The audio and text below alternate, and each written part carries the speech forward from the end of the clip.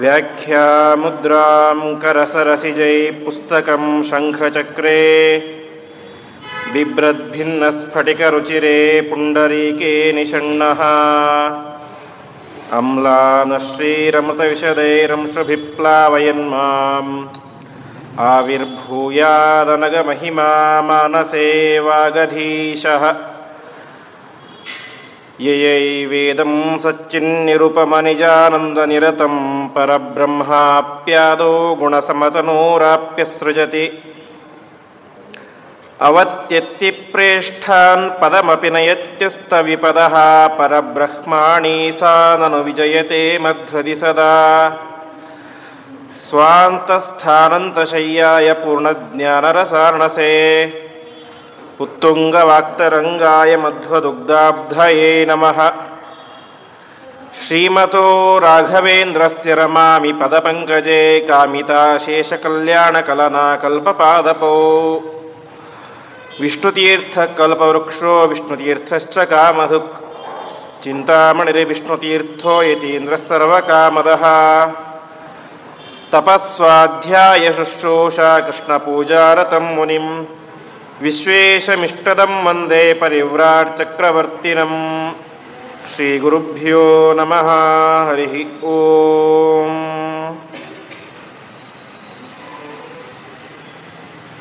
ವಾಯುದೇವರು ವೈಶಂಪಾಯನ ಮೊದಲಾದಂತಹ ಋಷಿಗಳಿಗೆ ಉಪದೇಶ ಮಾಡಿದಂತಹ ಪುರಾಣ ವಾಯುಪುರಾಣ.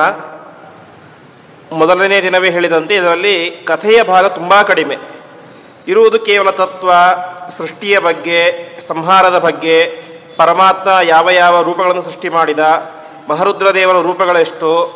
ಮುಂದೆ ಇದೇ ವಾಯುಪುರಾಣದಲ್ಲಿ ವಿಸ್ತಾರವಾಗಿ ಶಿವಸಹಸ್ರನಾಮದ ಬಗ್ಗೆ ಚಿಂತನೆ ಬರುತ್ತೆ. ಅಲ್ಲಿ ಸುಮಾರು 2-3 ಅಧ್ಯಾಯಗಳಲ್ಲಿ ಪರಿಪೂರ್ಣ ಶಿವನ 1000 ನಾಮಗಳ ಬಗ್ಗೆಯೇ ಹೇಳಿದ್ದಾರೆ. ಈ ರೀತಿಯಾಗಿ ಅನೇಕ ವಿಚಾರಗಳ ಬಗ್ಗೆ ತಳಸ್ಪರ್ಶಿಯಾದಂಥ ಒಂದು ನಮಗೆ ಒಂದು ಜ್ಞಾನವನ್ನು ಈ ಒಂದು ವಾಯುಪುರಾಣ ತಂದು ಕೊಡುತ್ತೆ. ಅದರಲ್ಲಿ ನಿನ್ನೆ ನಾವು ಕೇಳಿದಂತೆ ಯೋಗಿಯಾದಂಥವನು ಯಾವ ರೀತಿಯಾಗಿರಬೇಕು, ಪಾಶ್ಪದ ಯೋಗ ಅಂತ ರುದ್ರದೇವರು ನಿರೂಪಣೆ ಮಾಡಿದಂತಹ ಯೋಗಶಾಸ್ತ್ರ. ಆ ಯೋಗಶಾಸ್ತ್ರವನ್ನು ಅಧ್ಯಯನ ಮಾಡುವಂತಹ ಮತ್ತು ಜೀವನದಲ್ಲಿ ಅಳವಡಿಸಿಕೊಳ್ಳುವಂತಹ ವ್ಯಕ್ತಿ ಯಾವ ರೀತಿಯಾಗಿ ತನ್ನ ಇಂದ್ರಿಯಗಳನ್ನು ನಿಗ್ರಹ ಇಟ್ಟುಕೊಳ್ಳಬೇಕು ಎಂಬುದಾಗಿ ನೋಡಿದ್ವಿ. ಅದೇ ರೀತಿಯಾಗಿ ಆ ಯೋಗಿಯಾದಂಥವನು ಬೇಯಿಸಿದಂತಹ ಯಾವ ಪದಾರ್ಥಗಳನ್ನು ಆದಷ್ಟು ತಿನ್ನಲಿಕ್ಕೆ ಹೋಗಬಾರ್ದು. ತಿಂದರೂ ಕೂಡ ಕೇವಲ ಅನ್ನ ಮತ್ತು ಗಂಜಿ ಇಷ್ಟೇ ಮಾತ್ರ, ಮಸಾಲೆ ಇರುವಂಥ ಪದಾರ್ಥಗಳನ್ನು ತಿನ್ನಬಾರ್ದು. ಅದು ಏನಾಗುತ್ತೆ, ಅವರ ಮನಸ್ಸಿಗೆ ಚಾಂಚಲ್ಯಕ್ಕೆ ಕಾರಣ ಆಗುತ್ತೆ ಅಂತ ತಿಳಿಸಿದರೆ. ಹಾಗಾಗಿ ಮಜ್ಜಿಗೆ, ಹಾಲು, ಕೇವಲ ಹಣ್ಣುಗಳು, ಈ ರೀತಿಯಾದಂತಹ ಪದಾರ್ಥಗಳನ್ನು ತಿಂದುಕೊಂಡು ನಿರಂತರವಾಗಿ ತಾನೇನು ಮಾಡಬೇಕು, ಯೋಗದ ಸಾಧನೆ ಮಾಡ್ತಾ ಹೋಗಬೇಕು ಅಂತ ತಿಳಿಸಿದ್ದಾರೆ. ಅದರಲ್ಲಿ ನಿನ್ನೆ ನಾವು ಕೇಳಿದಂತೆ ಯಾವನು ಈ ರೀತಿಯಾಗಿ ಯೋಗವನ್ನು ಅಭ್ಯಾಸ ಮಾಡ್ತಾನೋ ಅಂತಹ ವ್ಯಕ್ತಿಗೆ ಯಾವ ರೀತಿಯಾದಂಥ ಪುಣ್ಯ ಅಂತ ಹೇಳಿದರೆ 1 ವರ್ಷಗಳ ಕಾಲ ಉಪವಾಸ, ಅದರಲ್ಲಿ ತಿಂಗಳಿಗೆ ಒಮ್ಮೆ ಆಹಾರವು ಹೇಗೆ ಒಂದು ದರ್ಭೆಯನ್ನು ನೀರಿನಲ್ಲಿ ಅದ್ದಿ ಮೇಲೆ ತೆಗೆದರೆ ತುದಿಯಲ್ಲಿ ಎಷ್ಟು ನೀರಿರುತ್ತೆ ಅಂದರೆ ಒಂದೇ ಹನಿ ನೀರಿರುತ್ತೆ ದರ್ಭೆಯ ತುದಿಯಲ್ಲಿ, ಅಷ್ಟು ಹನಿ ನೀರನ್ನು ಮಾತ್ರ ಕುಡಿದು ತಾನೇ ಮಾಡಬೇಕು. 1 ವರ್ಷಗಳ ಕಾಲ ಉಪವಾಸವನ್ನು ಮಾಡಿದರೆ ಎಷ್ಟು ಪುಣ್ಯ ಬರುತ್ತೋ ಅಷ್ಟು ಪುಣ್ಯ ಆ ಮಹರುದ್ರದೇವರು ಉಪದೇಶ ಮಾಡಿದಂತಹ ಯೋಗವನ್ನು ತನ್ನ ಜೀವನದಲ್ಲಿ ಅಳವಡಿಸಿಕೊಂಡರೆ ಅದರಿಂದ ಬರುತ್ತೆ ಎಂಬುದಾಗಿ ತಿಳಿಸ್ತಾ ಇದ್ದಾರೆ. ಆ ರೀತಿಯಾಗಿ ಮಾಡೋದು ಅಷ್ಟು ಸುಲಭದ ಮಾತಲ್ಲ. ಆ ಮಹರುದ್ರದೇವರ ಅವನ ಅಂತರ್ಯಾಮಿಯಾದಂತಹ ಪರಮಾತ್ಮನ ವಿಶೇಷವಾದಂತಹ ಆಶೀರ್ವಾದ ಇದ್ದಾಗ ಅದೆಲ್ಲವೂ ಕೂಡ ಸಾಧ್ಯ ಆಗುತ್ತೆ ಎಂಬುದಾಗಿ ತಿಳಿಸಿ, ಮುಂದೆ ನಾವು ನಿನ್ನೆ ಕೇಳಿದಂತೆ ವಿಶೇಷವಾಗಿ ಬ್ರಾಹ್ಮಣ, ಕ್ಷತ್ರಿಯ, ವೈಶ್ಯ, ಶೂದ್ರ ಇವರೆಲ್ಲರೂ ಯಾವ ರೀತಿಯಾಗಿರಬೇಕು, ಅದೇ ರೀತಿಯಾಗಿ ಬ್ರಹ್ಮಚಾರಿ, ಗೃಹಸ್ಥ, ವಾನಪ್ರಸ್ಥ, ಸನ್ಯಾಸ ಇವರಿವರ ಆಶ್ರಮ ಧರ್ಮಗಳೇನು ಎಂಬುದಾಗಿ ಅದನ್ನು ವಿಸ್ತಾರವಾಗಿ ವಾಯುದೇವರು ಉಪದೇಶ ಮಾಡಿದರು. ಇಷ್ಟಾದ ಮೇಲೆ ಯಾವ ಯೋಗಿಯಾದವನು ಏನು ರುದ್ರದೇವರು ತಿಳಿಸಿದಂತಹ ಯೋಗವನ್ನು ಯಾರು ತನ್ನ ಜೀವನದಲ್ಲಿ ಅಳವಡಿಸಿಕೊಂಡಿರ್ತಾನೋ ಅಂತಹ ಯೋಗಿ ಎಷ್ಟು ಸಾಧ್ಯ ಆಗುತ್ತೋ ಅಷ್ಟು ಆ ಯೋಗ ಮಾರ್ಗವನ್ನು ನಿರಂತರ ಅಭ್ಯಾಸ ಮಾಡಬೇಕು. ಮಾಡಿ ಕೊನೆಯಲ್ಲಿ ತಾನೇ ಮಾಡಬೇಕು ಅಂತ ಹೇಳಿದರೆ ಅದು ಪರಿಪೂರ್ಣವಾದಂಥ ಫಲವನ್ನು ಕೊಡಬೇಕು ಅಂತ ಹೇಳಿದರೆ, ತಾನು ಅಭ್ಯಾಸ ಮಾಡಿದಂತಹ ಯೋಗ ಅದು ತನಗೆ ಪರಿಪೂರ್ಣವಾದಂತಹ ಫಲವನ್ನು ಕೊಡಬೇಕು ಅಂತ ಹೇಳಿದರೆ ವಿಶೇಷವಾಗಿ ಸನ್ಯಾಸವನ್ನು ಸ್ವೀಕಾರ ಮಾಡಬೇಕು ಎಂಬುದಾಗಿ ತಿಳಿಸ್ತಾ ಇದ್ದಾರೆ. ಸನ್ಯಾಸ ಅಂತ ಹೇಳಿದ್ರೆ ಇಂದಿನ ಕಲಿಯುಗದಲ್ಲಿ ಈ ಶತಮಾನಗಳಲ್ಲಿ ಸನ್ಯಾಸ ಅಂತ ಹೇಳಿದ್ರೆ ಅದೊಂದು ಮಠ ಮಂದಿರ ಕಟ್ಟಿಕೊಂಡು ವೈಭವದಿಂದ ಮಾಡುವಂಥ ಜೀವನ. ಆದರೆ ಹಿಂದಿನ ಕಾಲದ ಸನ್ಯಾಸ, ಹಿಂದಿನ ಕಾಲ ಅಂದರೆ ತುಂಬ ಹಿಂದಿನ ಯುಗಗಳಿಗೆ ಹೋಗೋದು ಬೇಡ, ಇದೇ ಒಂದು 300-400 ವರ್ಷಗಳ ಹಿಂದಿನ ಕಾಲದಲ್ಲಿ ಸನ್ಯಾಸದ ಈ ರೀತಿ ವೈಭವ ಇರ್ತಾ ಇರಲಿಲ್ಲ.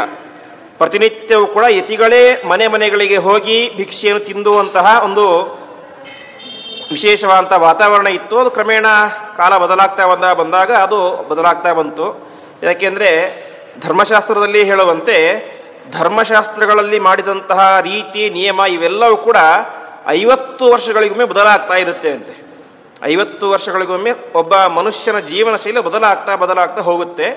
ಹಾಗಾಗಿ ಅದು ಕೂಡ ಬದಲಾಗ್ತಾ ಬಂತು. ವಿಶೇಷವಾಗಿ ಯತಿಗಳಿಗೆ ಹೇಳಬೇಕಾದ್ರೆ ವಾಹನಸ್ಥ ಮಿತಿನ್ ದೃಷ್ಟ ಸದ್ದೇವ ಸ್ನಾನವಾಚರಿತಮ್ಯವಾಗಿ ನಿಯಮ ಹೇಳುತ್ತೆ. ಅಂದರೆ ಒಂದು ವಾಹನದಲ್ಲಿ ಕುಳಿತಿರುವಂತಹ ಯತಿಯನ್ನು ನೋಡಿದರೆ ನಾವು ತಕ್ಷಣದಲ್ಲಿ ಸ್ನಾನ ಮಾಡಬೇಕು ಅಂತೆ. ಆದರೆ ಇವತ್ತು ನಾವು ಯತಿಗಳನ್ನು ನೋಡೋದಿಲ್ಲಿ, ಫಸ್ಟು ಬರೋದೇ ಅವ್ರನ್ನ ವಾಹನದಲ್ಲಿ ತಕ್ಷಣ ನೋಡ್ತೇವೆ, ಬಂದ ತಕ್ಷಣ ಅವ್ರ ಕಾಲಿಗೆ ನೀರು ಹಾಕಿ ನಾವು ಅದು ಪ್ರೋಕ್ಷಣೆ ಮಾಡ್ಕೊಳ್ತೇವೆ. ಅಂದರೆ ತಪ್ಪಂತ ಹೇಳ್ತಾ ಇಲ್ಲ, ಅಂದರೆ ಬದಲಾಗ್ತಾ ಬರುತ್ತೆ ನಿಯಮ ಅನ್ನೋದಕ್ಕೆ ಹೇಳಿದ್ದು. ಆ ರೀತಿಯಾಗಿ ಅನೇಕ ನಿಯಮಗಳನ್ನು ಹೇಳಿದ್ದಾರೆ. ಆ ರೀತಿಯಾದಂತಹ ನಿಯಮಗಳನ್ನು ತ್ಯಕ್ತ ಸಂಘ ಜಿತಕ್ರೋಧ ಲಘ್ವಾಹಾರ ಜಿತೇಂದ್ರಿಯ ಅಂತ ಯಾರ ಜೊತೆಗೂ ಕೂಡ ಅತಿಯಾದಂತಹ ಸಂಬಂಧ ಇರಬಾರ್ದು, ಮಾತು ಇರಬಾರ್ದು. ಅದೇ ರೀತಿಯಾಗಿ ಜಿತಕ್ರೋಧ, ಪ್ರಧಾನವಾಗಿ ಕ್ರೋಧ, ಸಿಟ್ಟಿ ಇರಬಾರ್ದು. ಲಘ್ವಾಹಾರ, ಅಲ್ಪವಾದಂತಹ ಆಹಾರ. ಹಾಗಾಗಿ ನಮಗೆಲ್ಲರಿಗೂ ಕೂಡ ಬೆಳಗ್ಗೆ ಉಪಹಾರವನ್ನೆಲ್ಲ ಕೂಡ ಮಾಡ್ತೇವೆ. ಸನ್ಯಾಸಿಗಳು ಹಾಗಲ್ಲ, ಮಧ್ಯಾಹ್ನ ಒಂದೇ ಹೊತ್ತು ಊಟ, ರಾತ್ರಿ ಅನುಕೂಲ ಆದರೆ ಉಪಹಾರ, ಇಲ್ಲದೆ ಹೋದರೆ ಅದು ಕೂಡ ಇಲ್ಲ. ಆ ರೀತಿಯಾಗಿ ಅಲ್ಪವಾದಂತಹ ಆಹಾರ ಸ್ವೀಕಾರ ಮಾಡಬೇಕು. ಯಾಕೆಂದರೆ ಅಲ್ಪವಾದಂತಹ ಆಹಾರ ನಮ್ಮನ್ನು ಯಾವಾಗಲೂ ಕೂಡ ಆ್ಯಕ್ಟಿವ್ ಆಗಿಟ್ಟಿರುತ್ತೆ. ಅತಿಯಾದಂತಹ ಆಹಾರವನ್ನು ಸೇವನೆ ಮಾಡಿಬಿಟ್ರೆ ಅದು ನಮ್ಮನ್ನು ನಿಷ್ಕ್ರಿಯತೆ ಅಂದರೆ ಜಡ ಮಾಡಿಬಿಡುತ್ತೆ. ಹಾಗಾಗಿ ಅವನು ಇರಬಾರ್ದು ಎಂಬುದಾಗಿ ತಿಳಿಸ್ತಾ ಇದ್ದಾರೆ. ಅಂತಹ ಯೋಗಿಯಾದಂತಹ ವ್ಯಕ್ತಿ ಆದಷ್ಟು ಶೂನ್ಯೇಶು ಅವಕಾಶೇಶು, ಜನ ಸಂದಣಿ ಇಲ್ಲದೇ ಇರುವಂತಹ ಸ್ಥಳದಲ್ಲಿ ಇರಬೇಕು. ಸಾಧ್ಯವಾದರೆ ಗುಹೆಗಳಲ್ಲಿ ವಾಸವಾಗಿರಬೇಕು, ಕಾಡಿನಲ್ಲಿ ವಾಸವಾಗಿರಬೇಕು. ಈ ರೀತಿಯಾಗಿ ಈ ಗ್ರಾಮ ನಗರ ಎಲ್ಲವನ್ನು ಕೂಡ ಬಿಟ್ಟುಕೊಂಡು ತಾನು ವಿರಕ್ತನಾಗಿ ಏಕಾಂತವಾಗಿ ಜೀವನ ಮಾಡ್ತಾ ಇರಬೇಕು. ಆವಾಗ ಮಾತ್ರ ಏನಾಗುತ್ತೆ, ಅವನು ಮಾಡಿದಂತಹ ಯೋಗ ಅದು ಅವನಿಗೆ ಸಿದ್ಧಿಯನ್ನು ತಂದುಕೊಡುತ್ತೆ ಎಂಬುದಾಗಿ ವಾಯುದೇವರು ತಿಳಿಸ್ತಾ ಇದ್ದಾರೆ. ಇಷ್ಟೆಲ್ಲ ಆದ ಮೇಲೆ ವಾಯುಪುರಾಣದ 18ನೇ ಅಧ್ಯಾಯ ಸನ್ಯಾಸಿಗಳು ಮಾಡಬೇಕಾದಂತಹ ಪ್ರಾಯಶ್ಚಿತ್ತದ ಬಗ್ಗೆ ಹೇಳ್ತಾರೆ. ಸನ್ಯಾಸಿಗಳಾದಂಥವರು ಕೂಡ ತಪ್ಪು ಮಾಡೋದು ಸಹಜ. ವಾಯುದೇವರು ಹೇಳ್ತಾರೆ, ಪ್ರಾಯಶ್ಚಿತ್ತಾನಿ ತತ್ವೇನ ಯಾನ್ಯ ಕಾಮಕೃತಾನಿಷು ಅಥ ಕಾಮಕೃತೇಪ್ಯಾಹು ಸೂಕ್ಷ್ಮಧರ್ಮ ವಿದೋಜನಾ ಅಂತ ಜ್ಞಾನಿಗಳಾದಂಥವರು ಕೂಡ ತಪ್ಪು ಮಾಡೇ ಮಾಡ್ತಾರೆ. ತಪ್ಪು ಮಾಡ್ತಾರೋ ಅಷ್ಟೇ ಬೇಗ ಅದನ್ನು ತಿದ್ದಿಕೊಂಡು ಅದಕ್ಕೆ ಪ್ರಾಯಶ್ಚಿತ್ತ ಮಾಡಿಕೊಳ್ಳಬೇಕು ಎಂದು ತಿಳಿಸ್ತಾ ಇದ್ದಾರೆ. ಅದಕ್ಕೆ ಸಾಮಾನ್ಯವಾಗಿ ತಪ್ಪುಗಳು ಅಂತ ಹೇಳಿದ್ರೆ 3 ರೀತಿಯಾದ ತಪ್ಪುಗಳು ನಡೀತಾವೆ ಅಂತ ನಮಗೆಲ್ಲ ಗೊತ್ತಿರುವಂತೆ ಕಾಯಿಕ, ವಾಚಿಕ, ಮಾನಸಿಕ. ಒಬ್ಬ ವ್ಯಕ್ತಿಗೆ ನಾವು ಮನಸ್ಸಿನಲ್ಲಿ ಬೈದುಕೊಂಡರೆ ಅವನು ಹತ್ಯೆ ಮಾಡಿದ್ದಕ್ಕೆ ಸಮಾನ ಆಗುತ್ತೆ. ಅದು ಮಾನಸಿಕವಾದಂಥ ತಪ್ಪು. ಮನಸ್ಸಿನಲ್ಲಿ ಯಾರೋ ಬಗ್ಗೆ ಕೆಟ್ಟ ಯೋಚನೆ ಮಾಡೋದು, ಒಬ್ಬ ಸ್ತ್ರೀ ಪರಪುರುಷರ ಬಗ್ಗೆ ಕೆಟ್ಟ ಯೋಚನೆ ಮಾಡಿದರೆ ಅದು ತಪ್ಪು, ಪುರುಷ ಪರ ಸ್ತ್ರೀಯ ಬಗ್ಗೆ ಯೋಚನೆ ಮಾಡಿದರೆ ತಪ್ಪು. ಅದೇ ರೀತಿಗೆ ವಾಚನಿಕ, ಬಾಯಿಗೆ ಬಂದ ರೀತಿಗೆ ಒಬ್ಬ ಸಾತ್ವಿಕ ವ್ಯಕ್ತಿಗೆ ಬೈದರೆ ಅದು ಅವನು ಹತ್ಯೆ ಮಾಡಿದಂತಹ ಸಮಾನ ಆಗುತ್ತೆ. ಅದೇ ರೀತಿ ಕಾಯಿಕ, ನಮ್ಮ ಕೈಗಳಿಂದ ಇತ್ಯಾದಿ ಇಂದ್ರಿಯಗಳಿಂದ ಮಾಡುವ ತಪ್ಪು. ಇದೆಲ್ಲವೂ ಕೂಡ ತಪ್ಪು ಅಂತ ಕರೆಸ್ಕೊಳ್ಳುತ್ತೆ. ಈ ರೀತಿಯಾದಂಥ ತಪ್ಪುಗಳನ್ನು ಮಾಡಿದಾಗ ವಿಶೇಷವಾಗಿ ಪ್ರಾಯಶ್ಚಿತ್ತಾದಿಗಳನ್ನು ಮಾಡಿಕೊಳ್ಳಬೇಕು ಎಂಬುದಾಗಿ ತಿಳಿಸ್ತಾ ಇದ್ದಾರೆ. ಒಂದು ವೇಳೆ ಆ ಯೋಗಶಾಸ್ತ್ರವನ್ನು ಅಭ್ಯಾಸ ಮಾಡ್ತಾ ಇರುವಂತಹ ವ್ಯಕ್ತಿ ಅವನು ಒಂದು ವೇಳೆ ಏನಾದರೂ ಅಚಾನಕ್ಕಾಗಿ ಸ್ತ್ರೀ ಸಂಘವನ್ನು ಮಾಡಿದರೆ ಅದರ ಪ್ರಾಯಶ್ಚಿತ್ತಕ್ಕಾಗಿ ತಾನೇ ಮಾಡಬೇಕು, ಉಪವಾಸ ವ್ರತವನ್ನು ಅನೇಕ ದಿವಸಗಳವರೆಗೆ ಮಾಡಬೇಕು ಎಂಬುದಾಗಿ ತಿಳಿಸ್ತಾ ಇದ್ದಾರೆ. ಅದೇ ರೀತಿಯಾಗಿ ಯಾವ ಚಾಂದ್ರಾಯಣ ವ್ರತ, ನಾನು ನಿನ್ನೆ ಹೇಳಿದೆ ಚಾಂದ್ರಾಯಣ ವ್ರತದ ಬಗ್ಗೆ, ಯಾವ ಶುಕ್ಲ ಪಕ್ಷದ ಪಾಡ್ಯ 1 ತುತ್ತು ಅನ್ನ, ಮರುದಿವಸ ದ್ವಿತೀಯ 2 ತುತ್ತು ಅನ್ನ, ಹೀಗೆ ಮಾಡ್ತಾ ಮಾಡ್ತಾ ಮಾಡ್ತಾ ಹುಣ್ಣಿಮೆಯ ದಿನ 15 ತುತ್ತು ಅನ್ನ, ಅದಾದ ಮೇಲೆ ಮತ್ತೆ ಕೃಷ್ಣ ಪಕ್ಷದ ಪಾಡ್ಯ 14, ಮತ್ತೆ ದ್ವಿತೀಯ 13, ಹೀಗೆ ಚಂದ್ರ ಯಾವ ರೀತಿ ಬೆಳೀತಾ ಹೋಗ್ತಾನೋ ಮತ್ತು ಕರಗ್ತಾ ಹೋಗ್ತಾನೋ ಆ ರೀತಿಯಾಗಿ ತಾನು ತುತ್ತನ್ನು ಸ್ವೀಕಾರ ಮಾಡಬೇಕು. ಇದಕ್ಕೆ ಚಾಂದ್ರಾಯಣ ವ್ರತ ಎನ್ನುವಂಥ ಹೆಸರು. ಅದನ್ನು ಮಾಡಬೇಕು ಎಂಬುದಾಗಿ ತಿಳಿಸ್ತಾ ಇದ್ದಾರೆ. ಹೀಗೆ ಯತಿಗಳಿಗೆ ಪ್ರಧಾನವಾದಂತಹ ಪ್ರಾಯಶ್ಚಿತ್ತ ಅಂತ ಹೇಳಿ ಅದು ಚಾಂದ್ರಾಯಣ ವ್ರತ ಎಂಬುದಾಗಿ ಅದನ್ನು ಮಾಡಬೇಕು ಎಂಬುದಾಗಿ ತಿಳಿಸ್ತಾ ಇದ್ದಾರೆ. ಒಂದು ವೇಳೆ ಯಾವುದಾದರೂ ಸ್ತ್ರೀಯನ್ನು ದರ್ಶನ ನೋಡಿದಾಗ ಅವರಿಗೇನಾದರೂ ಆ ರೀತಿಯ ಬಯಕೆಗೆ ಬಂದರೆ ಅವರು 16 ಪ್ರಾಣಾಯಾಮಗಳನ್ನು ಮಾಡುವ ಮೂಲಕ ತಮ್ಮ ಪಾಪವನ್ನು ಕಳೆದುಕೊಳ್ಳಬೇಕು ಎಂಬುದಾಗಿ ತಿಳಿಸ್ತಾ ಇದ್ದಾರೆ. ಅದೇ ರೀತಿಯಾಗಿ ನೂರಾರು ಪ್ರಾಣಾಯಾಮಗಳು, ಹೀಗೆ ಅನೇಕ ರೀತಿಯಾದಂತಹ ಪ್ರಾಯಶ್ಚಿತ್ತಗಳನ್ನು ಹೇಳಿದ್ದಾರೆ. ಅವೆಲ್ಲವನ್ನು ಕೂಡ ಆ ವ್ಯಕ್ತಿ ಮಾಡಬೇಕು ಎಂಬುದಾಗಿ ತಿಳಿಸಿ ಮುಂದೆ 19ನೇ ಅಧ್ಯಾಯದಲ್ಲಿ ಅರಿಷ್ಟ ಸೂಚನಾ ಅಂತ ಒಂದು ಅಧ್ಯಾಯಕ್ಕೆ ಹೆಸರು. ಅಂದರೆ ನಾವು ಗರುಡ ಪುರಾಣದಲ್ಲಿ ಕೇಳ್ತೇವೆ ಯಾವ ಯಾವ ರೀತಿಯಾದಂತಹ ಮರಣ ಹತ್ರ ಬಂದಾಗ ನಮ್ಗೆ ಯಾವ ರೀತಿ ಶಕುನ ಸೂಚನೆ ಆಗುತ್ತೆ ಅಂತ, ಶಕುನ ಶಾಸ್ತ್ರ ಅಂತ ಇದೆ. ಇಂತಹ ಸಂದರ್ಭ ಕಂಡರೆ ಇದು ಒಳ್ಳೆಯದಾಗುತ್ತೆ, ಇಂತಹದ್ದು ಕಂಡರೆ ಕೆಟ್ಟದಾಗುತ್ತೆ ಅಂತ. ಇದೇ ವಿಚಾರವನ್ನು ಯಾವ ವಾಯುದೇವರು, ಸಾಕ್ಷಾತ್ ಜೀವೋತ್ತಮರಾದಂತಹ ವಾಯುದೇವರು ನಮಗೆಲ್ಲರಿಗೂ ಕೂಡ ಉಪದೇಶವನ್ನು ಮಾಡ್ತಾ ಇದ್ದಾರೆ.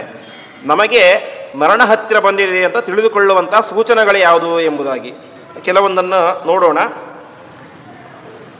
ವಿಶೇಷವಾಗಿ ಯಾವ ವ್ಯಕ್ತಿಗೆ ಸೂರ್ಯನ ಕಿರಣಗಳು, ಅಂದರೆ ಮಧ್ಯಾಹ್ನದ ಹೊತ್ತು ಸೂರ್ಯನನ್ನು ನೋಡಲಿಕ್ಕಾಗೋದಿಲ್ಲ, 1 ಸೆಕೆಂಡ್ ಕೂಡ ನೋಡಲಿಕ್ಕಾಗೋದಿಲ್ಲ, ನೋಡಿಬಿಟ್ರೆ ಕಣ್ಣು ಮುಂದೆ ಒಂದು ನಿಮಿಷ ಬರೀ ಬೆಳಕೆ ಕಾಣಿಸ್ತಾ ಇರುತ್ತೆ, ಬೇರೆ ವಸ್ತುಗಳು ಕಾಣಿಸೋದಿಲ್ಲ, ಅಷ್ಟು ಪ್ರಖರವಾಗಿರುತ್ತೆ ಸೂರ್ಯನ ಕಿರಣಗಳು. ಯಾವ ಒಂದು ವ್ಯಕ್ತಿಗೆ ಸೂರ್ಯನ ಕಿರಣಗಳೇ ಕಾಣುವುದಿಲ್ಲ, ಆದರೆ ಬೆಂಕಿ ನೋಡಿದರೆ ಬೆಂಕಿ ಕಿರಣ ಕಾಣಿಸುತ್ತೆ. ವಾಸ್ತವಿಕ ಸೂರ್ಯನ ಕಿರಣ ಕಾಣಿಸ್ಲಿಲ್ಲ ಅಂದರೆ ಬೆಂಕಿಯ ಕಿರಣ ಕೂಡ ಕಾಣಿಸ್ಬಾರ್ದು, ಆದರೆ ಸೂರ್ಯನ ಕಿರಣ ಕಾಣಿಸ್ತಾ ಇಲ್ಲ, ಬೆಂಕಿಯ ಬೆಳಕು ಕಾಣಿಸ್ತಾ ಇದೆ.